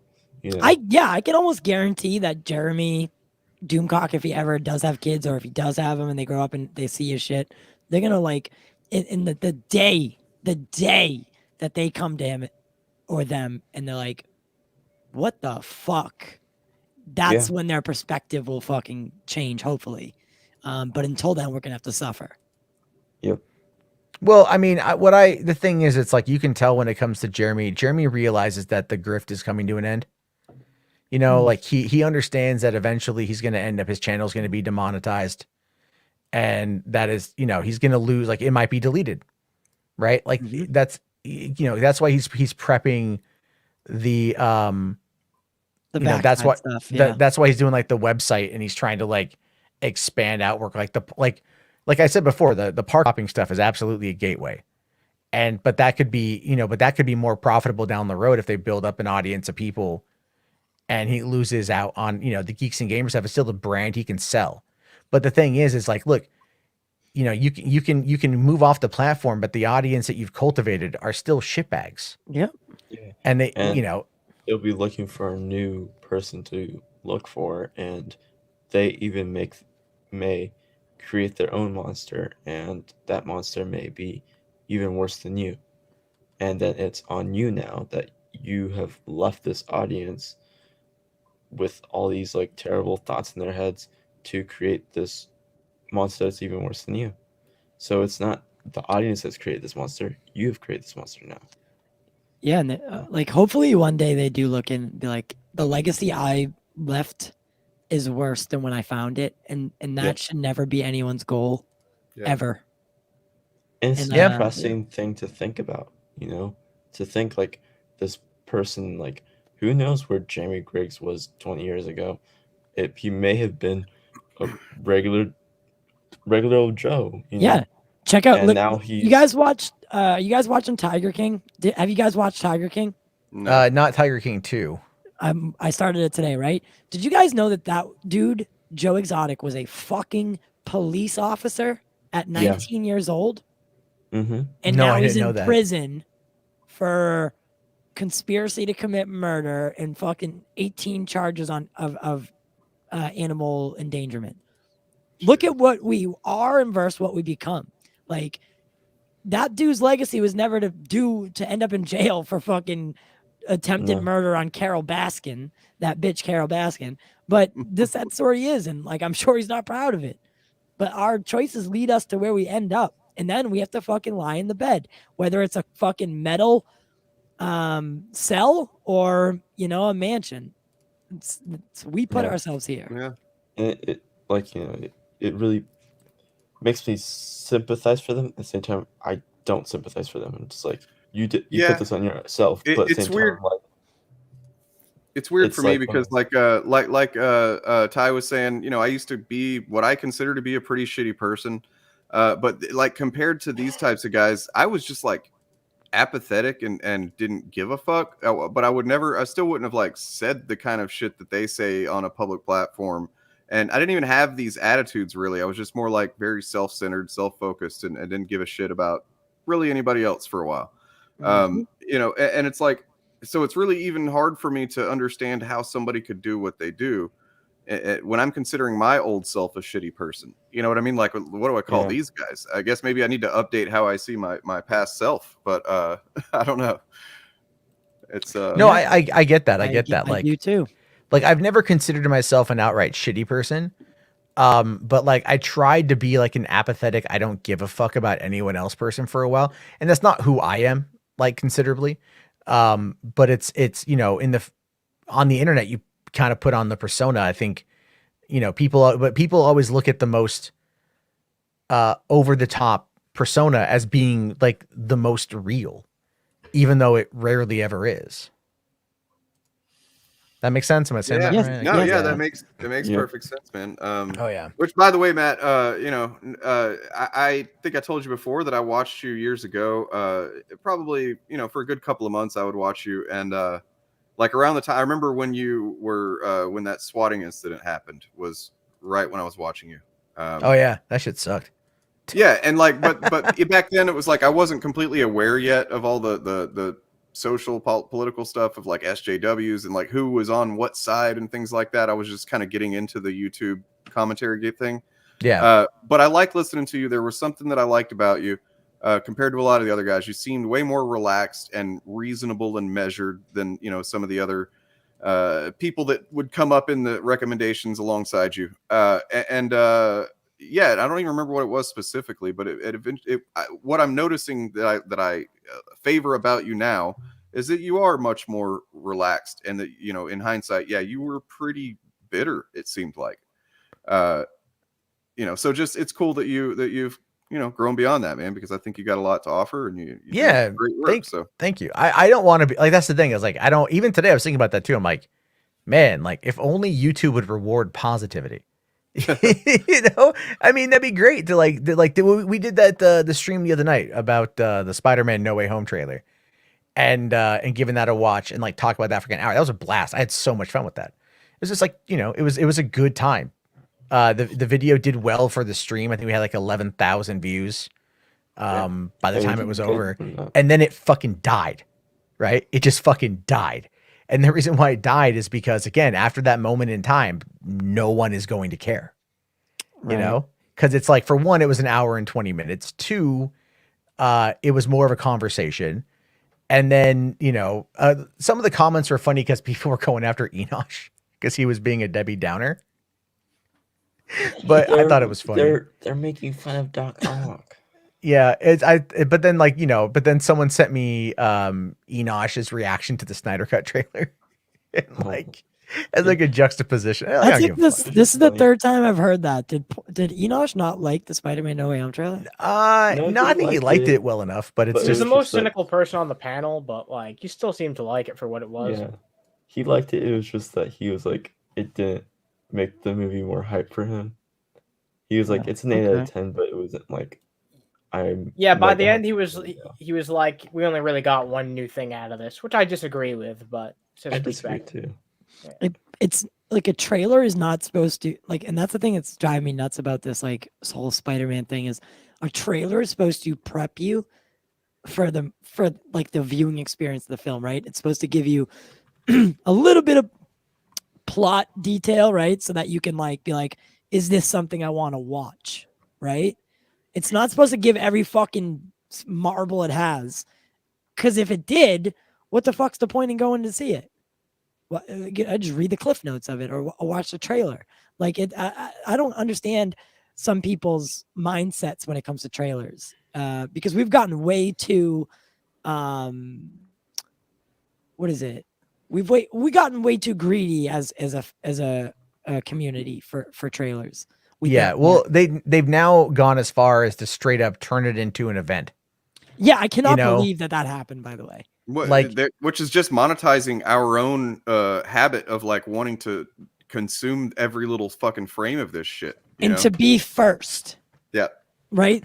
That's why the John Campea thing happened. And that's why Grace always does what she does. And scoopers in general, right? It's wanting to be the first one to tell you. That way I can say, I told you so. Yeah. And so on and so forth. Well, so speaking of John Campea, just as a real quick aside, he apparently put out a thing today where he admitted that Rob is off the show. Burnett?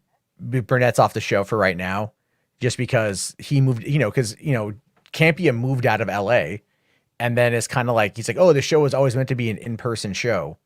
It's like, but you moved out of LA.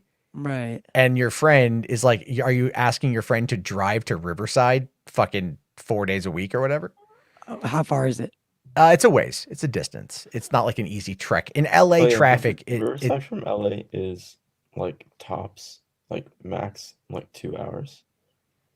It's a distance. That's not that's not something that you just drive on a daily basis. No, yeah. It's something you have to plan. I think he's in Riverside. That's what I heard. I could be wrong about where he is. But I've heard it's east. It's outside of southeast near that's what I've heard. Wherever it is, he's San Diego. Yeah, he's out of. Doesn't make a difference where it is. He's out of. Yeah, he's out of fucking LA. Basically. So my problem with John is you gotta respect John to some degree, right? He definitely paved the way for what we're doing, even right now, to some degree, and I'll always respect him for that. But what his show is turned into is it's all about the money, and that's it. If you don't fucking donate $5, he won't give a fuck. Oh, he turned on super chats again. I noticed. He won't give a fuck about what you say or anything like that. It needs to come up on that little stream elements thing for him to even consider it. And then did you watch his DC fandom thing? No. It was just him reading. He didn't really cover the event. He didn't even he would be like, oh, that happened, and then move on and go right back to fucking reading whatever the super chats were. And it's just it'd be cool to be pulling that much money in again. There's nothing wrong with that or bad with it, but it's I would never hope to sell out that way, and just be in it for the money and lose the passion. And it just does. It disappoints me. Again, well, and I kind of understand that mindset just because of what I went through, but not what I went through, but what I was like a couple of years ago. You do get sucked into the habit of it, right? So John has tried to do other content. He did a couple of these recaps of films. Those ending explained videos. Yeah. He did one of them. He did one for it wasn't ending explained, but it was movies in 20 minutes. And he did one on Mystery Men from 99, and The Last Starfighter. And I watched both of them, and I liked both of them immensely. I thought those were good videos. Because for one, like, it was him just talking about this movie, plot points, obviously, giving his thoughts on some stuff. It was cool. It was something He's a that was knowledgeable guy. Yeah, it's a knowledgeable guy, but it's like, it's like you could tell that kind of content, it takes time to put together, and it ultimately is not going to bring in the money. And so, I mean, and I get it. Fucking buying a house in Cali is not going to be inexpensive, even on a double income relationship, you know? Talk about a house in fucking Boston, and I couldn't even imagine. Yeah. What it's Dude, like. a house, they custom built a house. I live in Olympia, small ass town, like 40,000 people. We bought our house for $280 back in 2017. And they built 2 years ago, my neighbors 2 plots down, built a custom home, 4-bedroom, 4-bath, I think like 3,300 square feet. They just sold it for $925,000. Yeah, it's what my house is valued around at. Yeah, and it's like, but I live in the woods, dude. Like the fucking woods. I have pine needles everywhere. My yard is covered in fucking forest herpes. God, I hate pine needles. Well, that's the thing. It's like it really is location. Because if you took my house and dropped it where you live, it would be a $250,000 house. But I'm in the heart of in the heart of a 15 minutes from Boston. I'm right next to an elementary school. Like it's all location. Wow, you must be like a millionaire to live in Boston. Like Jesus Christ. No, it's just where I was born. Oh, that's even shittier. Yeah, I rolled a D20, bitch. Yeah, no, I came from a very, very, very poor family, but I did well for myself. Oh, congratulations! Yes, awesome. But you know what I mean, like first time home buyers, like I know Matt can vouch for it. Like, don't do it until you're 100% ready. Yeah, man. Fuck. I mean, like, I like having my house, but at the same time, I'm like, fuck. I have 1.3 acres. Fuck if I know what to do with it. You know, like at this point now, I'm just waiting for like the rain to stop for like 3 days straight, so like I can actually get on my roof and like clean it up, clean the gutters out, and clean it all off and shit before the winter. And it's just like because I lost track of time for like. Because it was like 3 months of no rain, and I'm like, I'll get to it at the very end, and then like the storm just came to fucking, and ever since then it's just been crazy. But I mean, no, that's a lot of it is like, I mean, houses on my street, aside from the one that just sold for nearly $1 million. By the way, that was 95 over asking. Houses, both houses nowadays. My aunt and my uncle, 95,000 over asking. I could probably get a solid 430, 450 for my property right now. Yep. That's like it's like the one thing in the world that never decreases is property value. Yeah. But I'll tell you this though, man. I'm like, fucking decrease that shit. I don't want my property taxes going up. Yeah. You kidding me? I just got fucking hit. I just got hit with that bill, and I'm like, motherfucking dicks. Like either drop like 2K or fucking watch that shit go up, man. Yeah. I'm all like, you know, during you know a moment of inflation when I rely heavily on half of my income comes from YouTube and half my income comes from fucking doing delivery driving, and then it's like you're the Uber driver. The Uber driving, the Uber. You know, I mean, like last night I did like fucking $100 in like 3 hours. Tonight I went out for an hour and a half, and I think I did like 30. It was so dead on a Friday. Even it's such a weird thing to do. So it's not you're not the most sustainable, but you're not driving people though. I drive people food. Yeah. Like I did someone's like Safeway order tonight. They're like, we want 2 pizzas and like a quart of ice cream. I'm like, done. And it was like $12, you know, like, it's just like, all right, cool, man. Some of those are fun, but it's like, it's just, you know, it's competitive on, it's competitive. And you know, like even tonight was just weird. That's the thing about that shit too, is like, yeah, when it first rolled around, people were making good money doing it. But now it's like everyone's doing it because of the pandemic and all the other circumstances. But there's also less people. Like, I mean, I don't really call for Lyfts or Ubers like for the last 2 years. You know what I mean? Like driving wise, because I wasn't going many places, and if I did, I would suck it up and take the train. For other reasons, like I don't know. It's interesting though. I mean, you know, the thing is like, I mean, I just do the food delivery. So there's a whole bunch of different people that get it for different reasons. Right. And like, but the other night I went out and like basically every one of my stops was a regular. And so what it is Uber Eats will do like this $10 a month like membership, and they're like I think it's like no delivery fee, and you get some other perks and shit. So there are people that just order that crap. And I live in an area that if houses are going for like a fucking $1 million, it's kind of affluent. It's going to be more affluent. And so people order from different places and stuff like that. But it's like, you know, oftentimes too, a lot of us drivers will kind of like talk about like where we go. I've learned like areas to hit and when to hit them. And so like tonight I turned down an order. It was like $20 to go 20 miles one direction. And I was like, fuck that shit, dude. I ain't going down there. Cause it's like literally middle of nowhere type stuff. And I'm all like, Right. no, pay me 50 and we'll talk. Cause I got to get my ass back up here. Right. You know? And so you figure it out, but it's like, I mean, I know we're kind of like really off crazy ass topics and stuff. But it is almost 1 a.m. and I know it's late for you guys on the East Coast. I have to go to my sister's wedding tomorrow, so I actually do need to get to bed.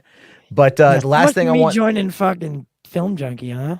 Well, you know, Dave came on last week and stuff. I need to get Dave on again. He came here. Yeah, he was in with Dane. Yeah. Oh yeah. Oh damn, his fucking stream ended, man. I was gonna try to get over there too. It went for almost 5 hours, and I didn't. Yeah, he starts a lot earlier than me. He's gonna stop sending me the link soon. He doesn't send me a link anymore because his chat fucking hates me. Yeah, his chat hated my old co-host Justice so fucking much, dude. Well, his chat doesn't like me because of the fucking Snyder Cut stuff.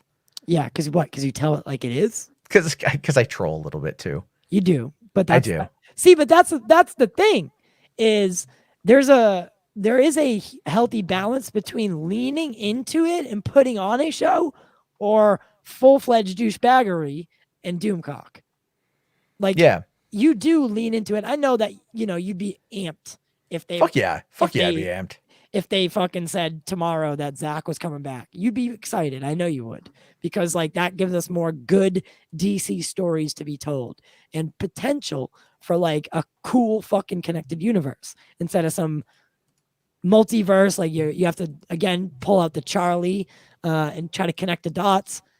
But let's be real about it. Zach has a lot on his plate. Yeah. Yep. And there's nothing wrong with that. Nothing wrong with that. He's happy, and we should be happy. I'm not going to tell fucking Jarbo to go back to his abusive ex-employer because he makes the best burger. Well, another thing about this, like the Snyder restore the Snyderverse thing, is like they assume that if somehow Snyder decided he was going to work with Warner Brothers, isn't guaranteed to give him free reign over anything else just because they gave him the $70 million for this one project to complete it. You know what I mean? Like that doesn't mean that he's just got a blank check and 100% editorial oversight over any production in the future. Yeah, they're still gonna fucking interfere in this shit. And if anything, like taking a look at the Flash just goes to show that they're not done fucking interfering with these movies. So yeah, I mean, obviously he's probably thinking of it like, man, I got to make my that thing that got fucked up with Warner Brothers. I'm glad I got that out there for the fans. Moving on. You know what I mean? Yeah, he got a good deal. People should be happy for them if they're actually fans of Zack Snyder and not just the DCEU. Right. There's so many fake Zack Snyder fans out there in the world. There's a lot. That's the real sad part. Like I could go down a list of people. No offense, like if anyone is one of these people, I do apologize, but I don't. You're like, trigger warning. Yes, fuck you. But before Justice League, the fuck if you knew anything else he did by name, right? Like you might have liked 300 here, like, but the fuck if you actually knew anything about the guy or anything like that.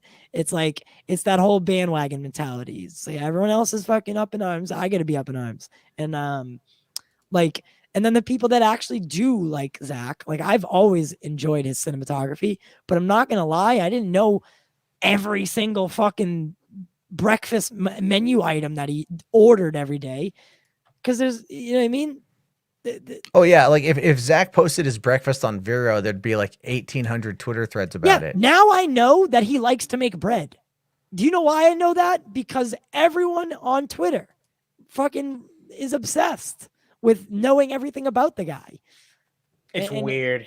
It is weird. It's weird. No other director ever has got this kind of treatment. And I'm happy for Zach. I really am. And I really hope I don't offend anyone or hurt anyone's feelings. But some of y'all crazy. Some of y'all are crazy. And it's like I'll say it. I don't give a fuck. Yeah. And it's not that I'm saying it to be mean. Not that I'm saying it to be like whatever. But it's I love the guy's fucking movies, dude. They're like some of my favorite stories and some of my like absolute like most rewatchable. Guess what I just bought on 4K the other day? 300. Dope. You know, I love 300. That was the first movie I saw in IMAX, and I remember that experience. And then I went back and I saw Watchmen twice in IMAX. Right. So, you know, I love the guy's work, and I'd be stoked if he came back. But I think when it comes down to like the celebrity cult worship, you know, it ends up being a big problem. And I think people also were like looking for validation. And I think that a lot of it kind of came from everything. It goes to the stan culture. Yeah. The stalker fan culture. And you know what? Basically, what sums up the stalker fan culture is Stan by Eminem. Wait, is that like the I know Stan the song, but I've never asked myself about like why Stan was I believe that's the origin. Oh yeah, that's exactly what it means. Yeah. Oh, I didn't know that. Yeah, I didn't know that. It just so happens that it kind of goes together as well. Yeah. But the thing with Zach too is like it also worked for him because I'm sure that he went to Netflix and basically was like he got to negotiate his way and be like, you know what I mean? Because there's a built-in audience now for his work that automatically comes no matter what. No matter what. And whether they do it for the right reasons or they just want to know what bread he makes is up to fucking us. But like, that's a good thing for him. And like, and now he is looked at. I mean, I thought he's talent-wise has always been up there with some of the greats. But now, like, everyone knows who Zack Snyder is. Unfortunately, there's tragedy attached to it. Yeah, that's very true. That's very true. I just, and again, I can't wait to see, they're using like the volume technology for Rebel Moon. And I want to see how he tackles a Star Wars-esque. And where? Inyo County.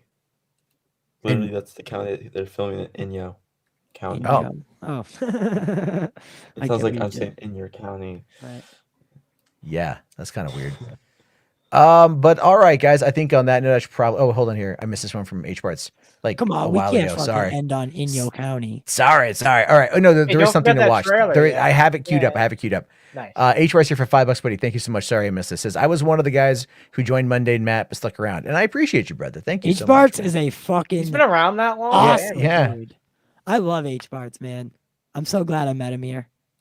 Let's see. Megapodtastic asking, do any viewers order food from you? I don't see like 99% of the people I deliver to. Yeah, when have you ever opened your door for your fucking Uber driver? I mean, Uber delivery. I've only ordered Uber Eats to my house one time. I'm too lazy to. I'm too much of a fucking idiot. I go get it myself. I'm like, fuck that shit. I'll tell you why I did it. I one time ordered Uber Eats for pickup through the app, and they charged me they charged me the Uber rate. Yeah, what a terrible idea that was. Huh? I was like, because I thought I had a discount. I thought I had a coupon. Yeah. And the coupon only applies to deliver only. And I'm Dude, just like, I have the opposite problem. All the coupons they send me is for pickup. Like, what the fuck would I ever order Uber Eats for pickup? If I'm picking it up myself, I'll just fucking go there and pick it up. Yeah, that's the doesn't make sense. That's such a weird thing. But all right, guys, we'll take a quick look here at this is what is this one? This is Boldy McGuire and this is an edit of the No Way Home trailer. It's one of the funniest things I've seen in a long time. Just put it up on full screen and let's take a look at it. All right, we'll do full. Let me bring it. All right, full screen. Wait, that's the wrong one. There we go. Look at me. I'm like clicking the wrong button. All right, the audience is gonna love this shit. All right, let's see this. Ever since I got bit by that spider, I've only had 1 week where my life has felt normal. What the fuck?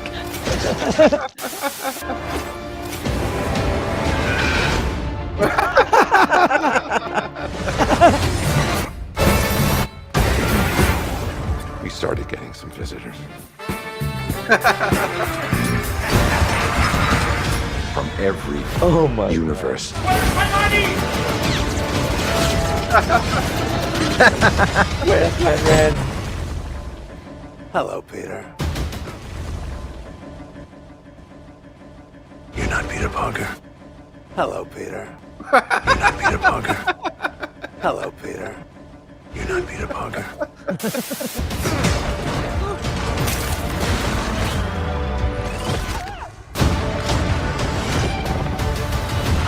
I'm sorry, what was your name again? The human spider. Wait, no, seriously, what's your actual name? You sure you want to know? Get the fuck out of the way! All this is kind of your mess. I know a couple of magic words myself, starting with the word please. Please. Get out of the way! You're trash. What do you mean? They all die fighting Spider-Man. It's their fate. I'm sorry. You want forgiveness? Get religion. Don't. There has to be another way. Where is it? Here it comes. This is all my fault. I can't save everyone. I missed the part where that's my problem. Yes! Yes!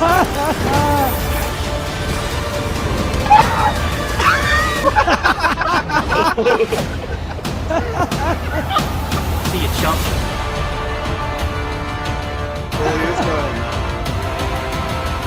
What's happening? December 17th, exclusive at movie theaters. There we go. Oh, that's pretty good. Who made that? Tears in my eyes. Who made that? Let me double check. Dude's a fucking legend. Yeah, that was fucking hilarious. I knew I had to show you guys that. That's the name of the channel. Mork. It's Mork. Yeah, I literally cried a little bit. That was there's so many good gags in that. Yeah, I wanted to show you guys. Dude, when he fucking pushes them off. Yeah, that was great. Get out of the way. Find religion. Yeah. And then the hair flip. Yeah, that was great. Good old. I mean, here's the thing, man. No one misses the scene kids from back in like the mid 2000s. Nope. God, I hated that. Like, I got the hair bump in there, and My Chemical Romance is the bestest ever. I've got a bit of a theory. I just want to put this out here for when it inevitably happens. So when Tom Holland's Spider-Man, when he gets the black suit, he's gonna start acting like an internet troll. What? Yeah, he's gonna be like a troll on the internet. That's my theory. Like instead of like the scene kids, like how they acted like that when they Oh, I see. So like that's gonna be like the analogy to that these days. Is just gonna be some angry internet troll.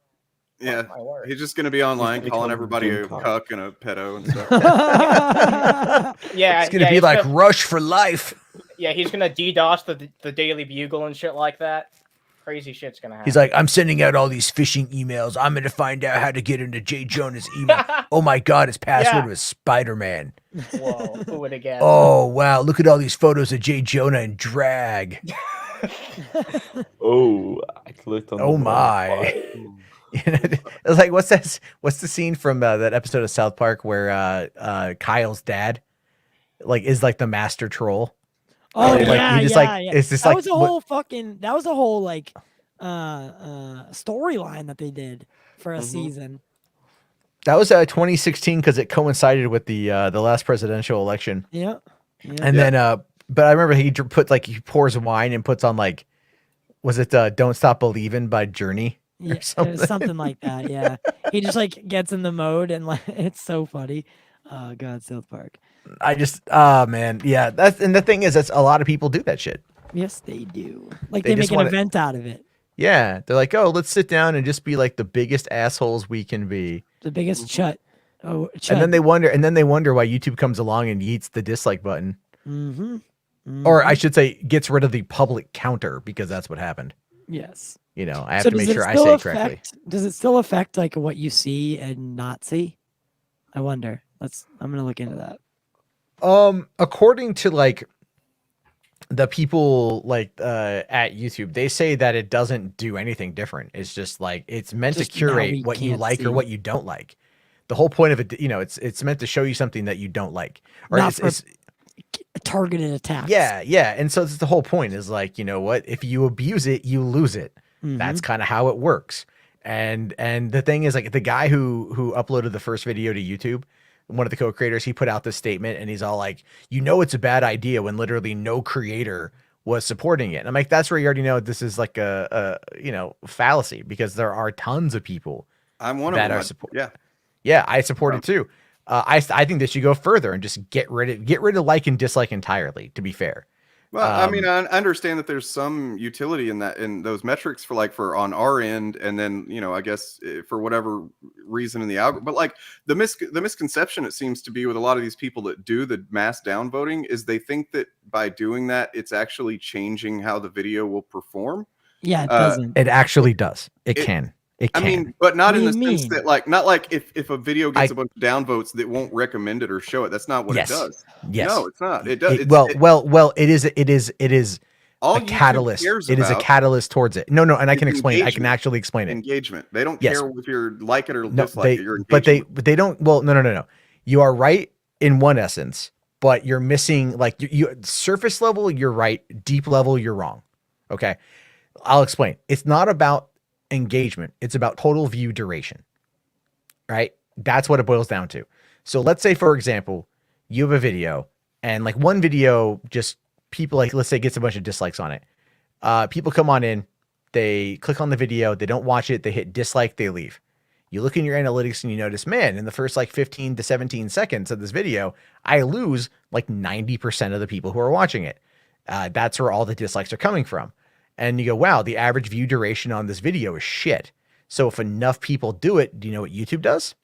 They flag it as a bad video, so they don't recommend it. That's true. That's true. So then here's what happens in very extreme cases. And believe me, this is my old channel, the Matt Jarbo channel. This is what happened to it. They do it enough times to where that YouTube gets signaled that this whole channel is bad. And they de-rank the whole channel. Because if every video is consistently hated by everybody. If your watch time goes to shit. My watch time average was 4 minutes and 55 seconds in early August 2018. By October, it was down to 1 minute and 37 seconds. Yeah. That devastated the channel. Absolutely devastated the channel. And I can't get traction on any video I put out there. I get no traction. And the people who have negatively interacted with the video, those ones who are still subscribed or whatever, if it does recommend it, it recommends it to those people.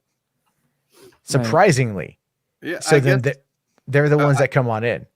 I mean, I don't know. Maybe I just haven't been consistently downvoted enough, because I don't always make a video that draws mass downvotes. Yeah. I do occasionally, and it's fine. But what's funny is like the ones that do get mass downvote. I could look in my analytics, and like the ones that get, because normally like an organic like to dislike ratio for my channel is maybe like 97, 98% likes. Sometimes 95. You know what I mean? But then like if an EVS video goes out, that's gonna get downvoted to like 64% or some shit, but those are often like my highest viewed videos, and they perform well. They get more attention. I don't know.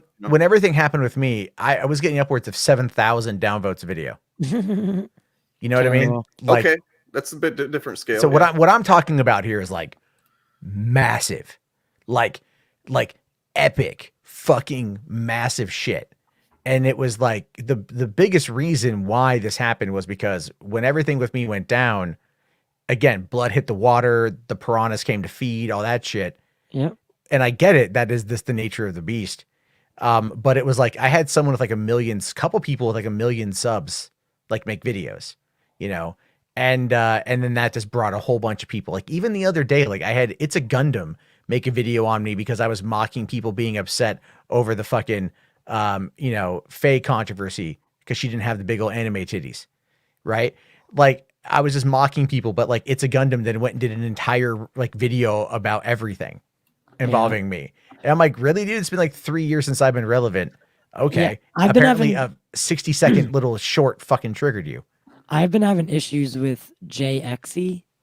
I don't know if I you know guys the know- name. I know the name. Yeah, this person has like 300,000 subscribers, and a long time ago, like when I first started YouTube, someone recommended this video. Happens to do with Zack Snyder, and like I didn't know that this J person was a female or a male or something, and I Are they was like non-binary or trans or? yeah, I still don't know which, but like that wasn't even I've been getting a lot of hate because of that, but also like they mass disliked, and then just the comments are fucking never ending of like people calling me names and like just some pretty wild shit. And that was like the first taste I ever got of that. And it's pretty weird. Like I had to turn off the fucking like dislike thing just because I was sick of getting notifications about it. I didn't turn off the comments because like I don't do that. I won't do that because I you know what I mean. Some of them have valid points. Like I was younger. I didn't know what I was doing. I just like I fell into like that hate, that mode. And then this J person reached out and was like, "Would you like to come on and debate?" And I said yes. And then she did I'm sorry, Jay did another video about my reaction to it. And then I got like literal direct messages about like calling me a bigot, all those kind of names. And then I was like, I'm not doing this. I'm not just going on your channel to just get attacked. Yeah. I was It like, looks like maybe- it looks like Jay actually hangs out with Mahler. I don't know who that is. Yeah. So that right there is automatically a turn off. What is it? Big Who's red that? flag. Mahler sucks. Mahler Yeah. does 4-hour movie quote unquote reviews and quote unquote their objective reviews. So like he basically, and it just so happens that like most of the time his negative reviews for things are The Last Jedi and Captain Marvel, and but they're objective according to him and his buddies. Right. Yeah, I doubt it. But yeah, JXE 466,000 subscribers sent their audience to like just berate me. It's like David versus Goliath at this point, right? I've been on for a year, and like I even I did like a thing in the comments so that they would see it, and I just said, listen, I don't think like this. Like I'm sorry. You know what I mean? Like I just want this to like be over. Like if you go back and like go through my other my videos since then, I've never done anything like this before, and I haven't since. Like you know what I mean? That's just I was younger. Like I didn't know what I wanted to do yet. I made a mistake and I'm sorry. And then I like here's one example. Ready? So the reason why from Open Thinker, mind you, at Pop Culture Corner. Fuck, I just moved on from it. 1 second. God damn it. I just fucking clicked off of it. Now I gotta go all the way back. The reason why this isn't going to be dropped anytime soon is because it's way too soon for us to determine if you've actually changed your behavior towards those with different opinions. Sorry to be blunt, but you made your bed by insulting Jay and refusing to listen to her arguments, speaking over her, insulting her, and threatening great bodily harm, which I never did. And you must now lie in it. Use this as a lesson and a reminder to keep your emotions in check and always be civil and fair to those with other valid opinions. Which this is like one of the nicer ones. But I never threatened great bodily harm. Never insulted her. I suppose maybe by calling her him, that's insulting, but I didn't mean it. And like I got other ones that were like, they should find you and fucking punch you in your nose. And like, I'll give you my address. Like, let's come and try that, please. But No, some of these man, things are real. And then Jay even commented, was like, hey man, I've just seen a recent segment that you did, and I'm sorry to hear about the grief you've been getting. I don't see anything wrong with the people disagreeing with you, but I don't condone anything that goes beyond that. I, for one, am more than happy to accept that you've apologized and that everything is cool. Goes on to talk about some more stuff, and then literally ends with, if my audience have been DMing you dodgy shit, I'll spray them with water or something else to keep them in line. Now, Jay's attempt to spray them with water has only made it worse. So yeah, it's been really fun. Yeah, I've learned like you got to be like some of those people, they have like really dedicated and like insane fan bases and stuff. And like that's, you know, I've dealt with a few of those over the years.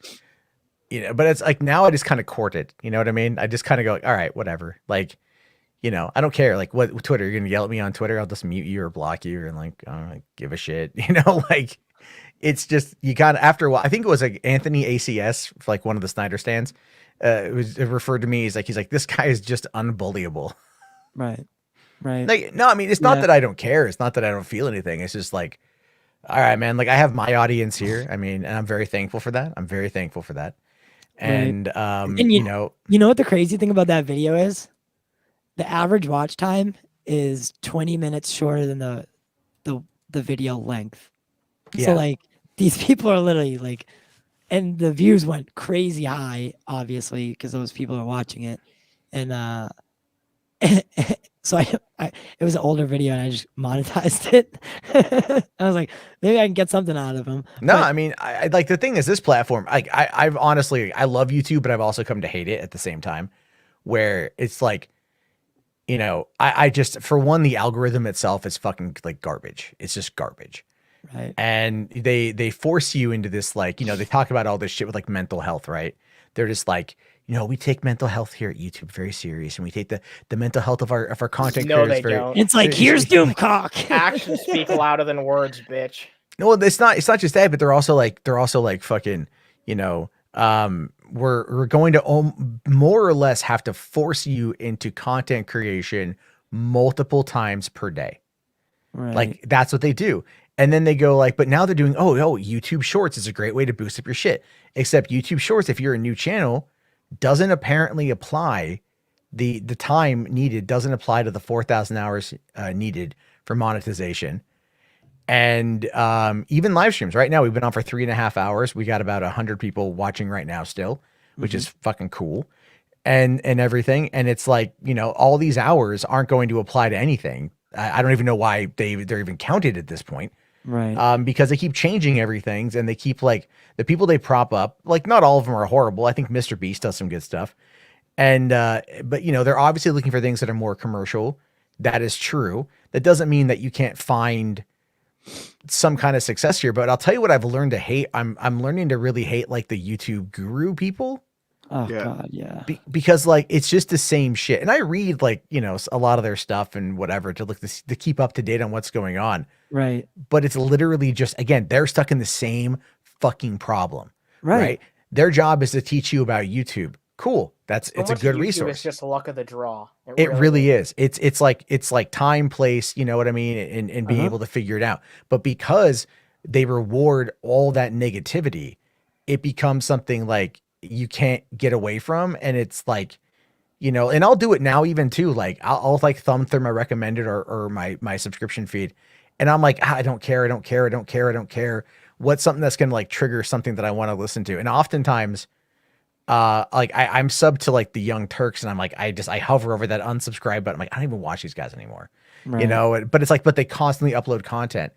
And a lot of people that I used to watch all the time, they don't upload content anymore, right? You know, or I'm just not being served that. And so over on over on my Stranger Days channel, I was testing it out because I was moving everything over, all like the kind of essay form stuff from the Matt Jarbo channel to that. And so I wanted to post it, but without spamming the inbox of my subs over there. And so I just you can select it now to where like it just doesn't go out to your subscribers. Mm-hmm. And so I did that as a way just to kind of let it like slip into the algorithm and then do its thing. And I had people, commenting like, why wasn't this showing up in anything, you know? Right. And so it's like, but again, people are just maybe like not getting served up shit, and the platform itself is just really fucked up. But that's why like I think TikTok is a really great thing because its algorithm is really designed about interaction, and it's kind of where things are right now. You know, as weird as it is to fucking say, minute-long fucking video clips or 15-second video clips. I know, but I just don't have any interest in it. It's like, weird. making It's weird, yeah, because it's like, how do you? I feel like it's like a visual tweet, is how I view it. Yeah, you know, I it's see like what you've been doing with it, and I really do commend it, man. I think what you're doing with it is great. It's fun, but it's like, It's a different ball game. It's totally different ball game. But like, I mean, I can sit there and go like, let's make fun of Gina Carano for fucking 60 seconds, you know, and I just like come in my room and I'm like, dun, dun, dun, dun, you know? When do you get that live? Because I see people on TikTok being live, right? When do you get that? I don't know. Because like, I mean, that would change the game, right? Like that would change my perspective on TikTok, maybe being able to go live on TikTok. I call it TikTok. Sorry. Yeah, tick. Like I'll tell you this. One of the most interesting things that I came across in regards to utilizing a platform properly, I think for the benefit. Are you guys familiar with the porn star Siri? Yes. Okay. So, and I know I'm not going to tell you why, but it's always yeah. I don't need to see your search history, dude. And I like her too. Yeah. But anyway, the point. Great minds, man. You know what? Like sometimes thick girls got it. That's all I'm saying. You know, but anyway. So back in the day, back when PlayStation 4 was first coming out, right? You could stream to Twitch, you could stream to YouTube and whatever else, right? Mm-hmm. So Siri actually used her PlayStation 4 and the Sony webcam to host like a podcast that would broadcast out to the PlayStation Network. So horny bros who were like looking for something thirsty, you know, something to watch because they were thirsty, they could tune in and like listen to Siri doing a show. I think it was also like out there and the other way, but she was using this as a way to broadcast to a whole new audience of people that had never seen anything like this before. And I remember one night on the PlayStation Network, I got home from work and people were just live streaming from their account, right? They were just live streaming from their account. And one couple on there was like drunk and in Vegas. And at the end of this, like 2 hours, they were full on like getting ready to fuck. Like at one point, this dude is like, literally you're watching him just like finger blast his girlfriend to the point where she like squirts on the bed. Oh, right. But what I mean, this is in like the fall of 2014.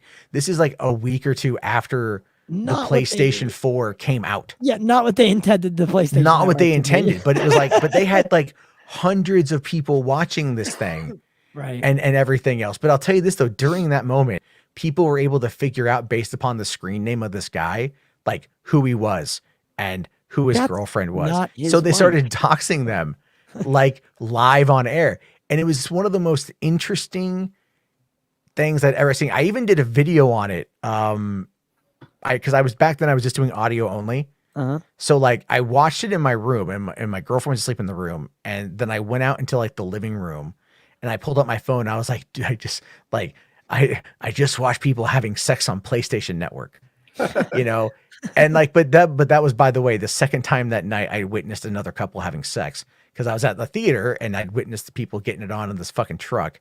Right. It was a drive-in. So that kind of happens. Great time. But it was just like a weird night for all that shit. It was a super weird night for everything. But I mean, people will always find a new way to use something and they'll always find it as a way to build an audience is what I'm trying to get to. And I think like YouTube is where you direct people. Another big one, Ty, have you heard of Clubhouse? No. Dude. Oh, wait. Clubhouse is, yes. Yeah. That's Clubhouse. like you have to be referred to get into it, right? No, not anymore. It's open now. Oh. And they finally allowed for replays. So you can like actually like someone gets on there and talks and shit. They can set it for replay and then you can actually download that audio and whatever. So I'm like, all right, cool. I could go over there and do the storytelling stuff. Right. You know, I think, and this is me personally, I think what Spotify, because Spotify wants to branch out and not just be an audio company. They want to be a media company. And what they've allowed Joe Rogan and some others to do is incorporate the video into the audio thing. And if they were to find a way to do that with everybody, they would directly fucking compete with YouTube. And I think I think Spotify could be the next big thing, as far as like all in one kind of place. I know TikTok's big. I didn't hear about Clubhouse, but if Spotify were to allow that to happen, like, and do it, I would 100% be one of the first ones over there. Easily. Yeah. Because I don't like YouTube. I love YouTube. I'm here every day. As you guys know, I'm here every day. You guys are here every day too. They just pay shite. They pay They shite. just well, and they take a lot of the memberships and shit. Like, we just got to like 20 members, and we get almost less than 50% of the money. Like, what the fuck? What do you mean? How is that even possible? So the way that will operate is, if people are paying through iOS, like I heard about that. That's a big thing too. Yeah, like I'm probably starting January 1st. I will most likely turn off super chats, and then just direct everyone over to Stream Elements. Now, is that a better option? Yeah. Yeah, it's a better option. It's a better option because they don't take that fucking 30%. How do you incorporate that into a stream? You just more or less it's like this. It's just you just go like, well, okay, there's ways to do it, but like I could bring up this banner right here. Mhm. Hey, if you want to support the channel without giving 30% to YouTube, which is I'm just being transparent. Right. You can go there, streamelements.com/StreambackTheater/tip, or become a patron. And that's a way to do it. Ideally, and I don't know if Dane would agree with me on this one or not, or Anna or whatever, or Caden, but it's like, honestly, it's like, I feel that having a strong Patreon backing would be more ideal than having super chats. I understand the instant validation of super chats and like why people like them. But at the end of the day, it's like, if you drop like the night that people dropped $1,100 on this channel, which was fucking insane, and thank you. I got about 700 of that. Yeah, that's insane to me. Like that is like that is fucking straight robbery. So I have a weird perspective on it because I've just had Patreon up until very recently when I started streaming, and I've probably not even made $100 in super chats yet. Not that I'm complaining, but like, yeah. So I mean, from my point of view, super chats is just something that I'm hoping. Maybe I shouldn't hope too hard that I can start to get more of on a regular basis, but But once like, and I haven't had something like this happen necessarily, but in one stream I've made like $300-400. Once you see like some of that money come in, and then you realize what you take home, you're like, wait, what the fuck? Like, you ever looked at your check and been like, what the fuck? Yeah. That's feeling. Because then it's also like, then you got to take out the 25% that you owe to Uncle Sam as a result of that. Exactly. You know so what like, I mean? if YouTube was like, all right, listen, we're gonna take, on every $100 we'll take 10. That's a complete different ballgame. I can understand that, right? They need their cut. Multiply that by 1 million fucking content creators. I get that. Like, you still got to get yours. But to take almost 50%, like, from a young creator, like, come on. It's the thing with that is, though, is like, people will argue like, oh, for channel memberships though, Twitch takes 50%, right? And YouTube is actually going to be implementing more features like from Twitch, where like there's sub gifting. So someone will come on in and they'll drop like gifts for subs. YouTube is going to employ that as well here pretty soon. No. The idea is someone could come on in and then like gift like 8 people, like subs for the month or something like that. Like, like 10. Would it be memberships for the month or something like that? Yeah. It'd be memberships for the month. Okay. I could be down with that, I suppose. So it's like, it's gifting it away. Like, I know a guy who streams all the time on Twitch, and like some guy will come in and drop like 100 gift subs for like the month or something, and so like, how do those get divvied? Like, do you divvy them? I don't know how it works on that front, because we're actually monetized on Twitch too. Yeah, maybe it's random. I believe those are randomly distributed in a lot of cases. Right, because we're monetized on Twitch too, but I never use it. I've thought about getting back into Twitch, but it's at the same time, I mean, like, I like YouTube well enough, but again, like, looking at like the concept of like Clubhouse is like building up people over there and like finding different ways. But at the same time, it's like, I don't want to, I just want to say, I'm not looking to like pivot away. I've built an audience of people that are here. I understand that. I like that. There's people who support the channel. I'm very appreciative of that one. I'm not trying to beat anyone over the head with that. I really don't like having a lot of the monetization conversations public because I don't want anyone to feel like that's all I'm about. That's just me. Yeah, neither am I. But like, also there is like the part of it's like that we take the time to pay for like because StreamYard's not free. My podcast platform is not free. All the equipment that I've put in, I probably put in like $6,000-$7,000 over the last year.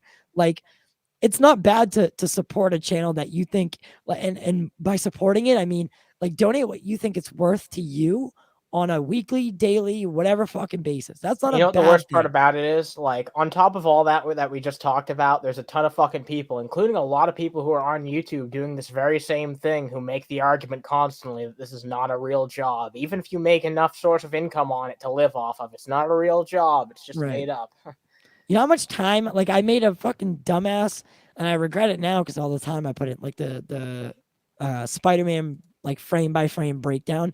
You know how long that fucking it took me all 2 days to get everything the way I wanted. And then like it's like some people that are just watching, they don't care and they don't understand. They like to watch it and that's it. But there is a lot that goes into it. Yeah. It's not just fucking sit here and be like, what time is it right now? For me, 1:30. Yeah, well, for you, for me, 4:30. it's Shit, I gotta go. Yeah, I gotta fucking go to bed, Jar. I don't do this like, and Matt knows that I don't do this anymore, but I do it because I love interacting with people and you guys, and like I'll never get these 4 hours back ever, but I don't want them back because I had fun. But I also want to be like, oh yeah, it was rewarding in some form or fashion. So, I mean, yeah, I get what you're saying. No, I understand that entirely. It's just the world, they're trying to figure things out. YouTube is trying to work on like different ways. Like, I think like I'll be honest with you guys like this. It's entirely possible with this whole removal of the dislike thing, it will actually benefit creators financially because if they're not going to get dislike bombed, then it could end up being something that the companies go, oh, these are actually performing okay. We want to run ads on them.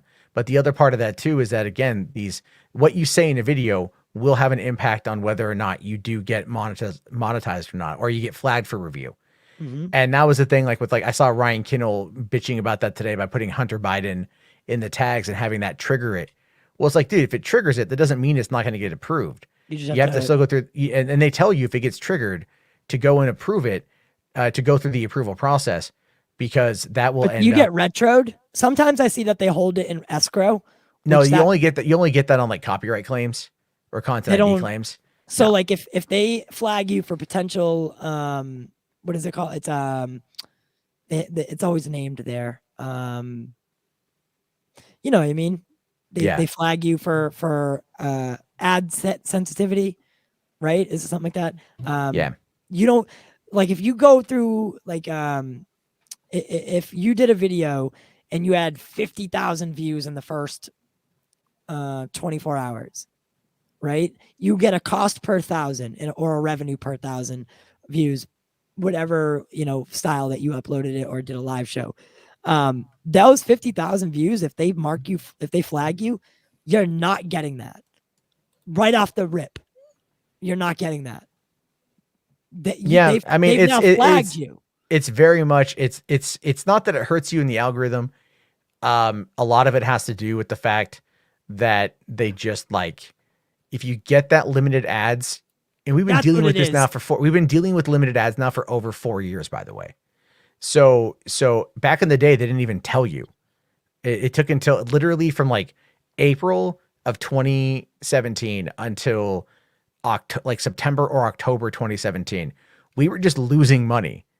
Right? Like it'd be green, but there'd be no ads because of that's when they instituted it. But the thing is that the machine learning, if you check your channel and you keep appealing it, the more you win, the more it teaches teaches the system that your channel is trustworthy. Like I swear, I say shit on this thing all the fucking time. most of my videos, live streams are green.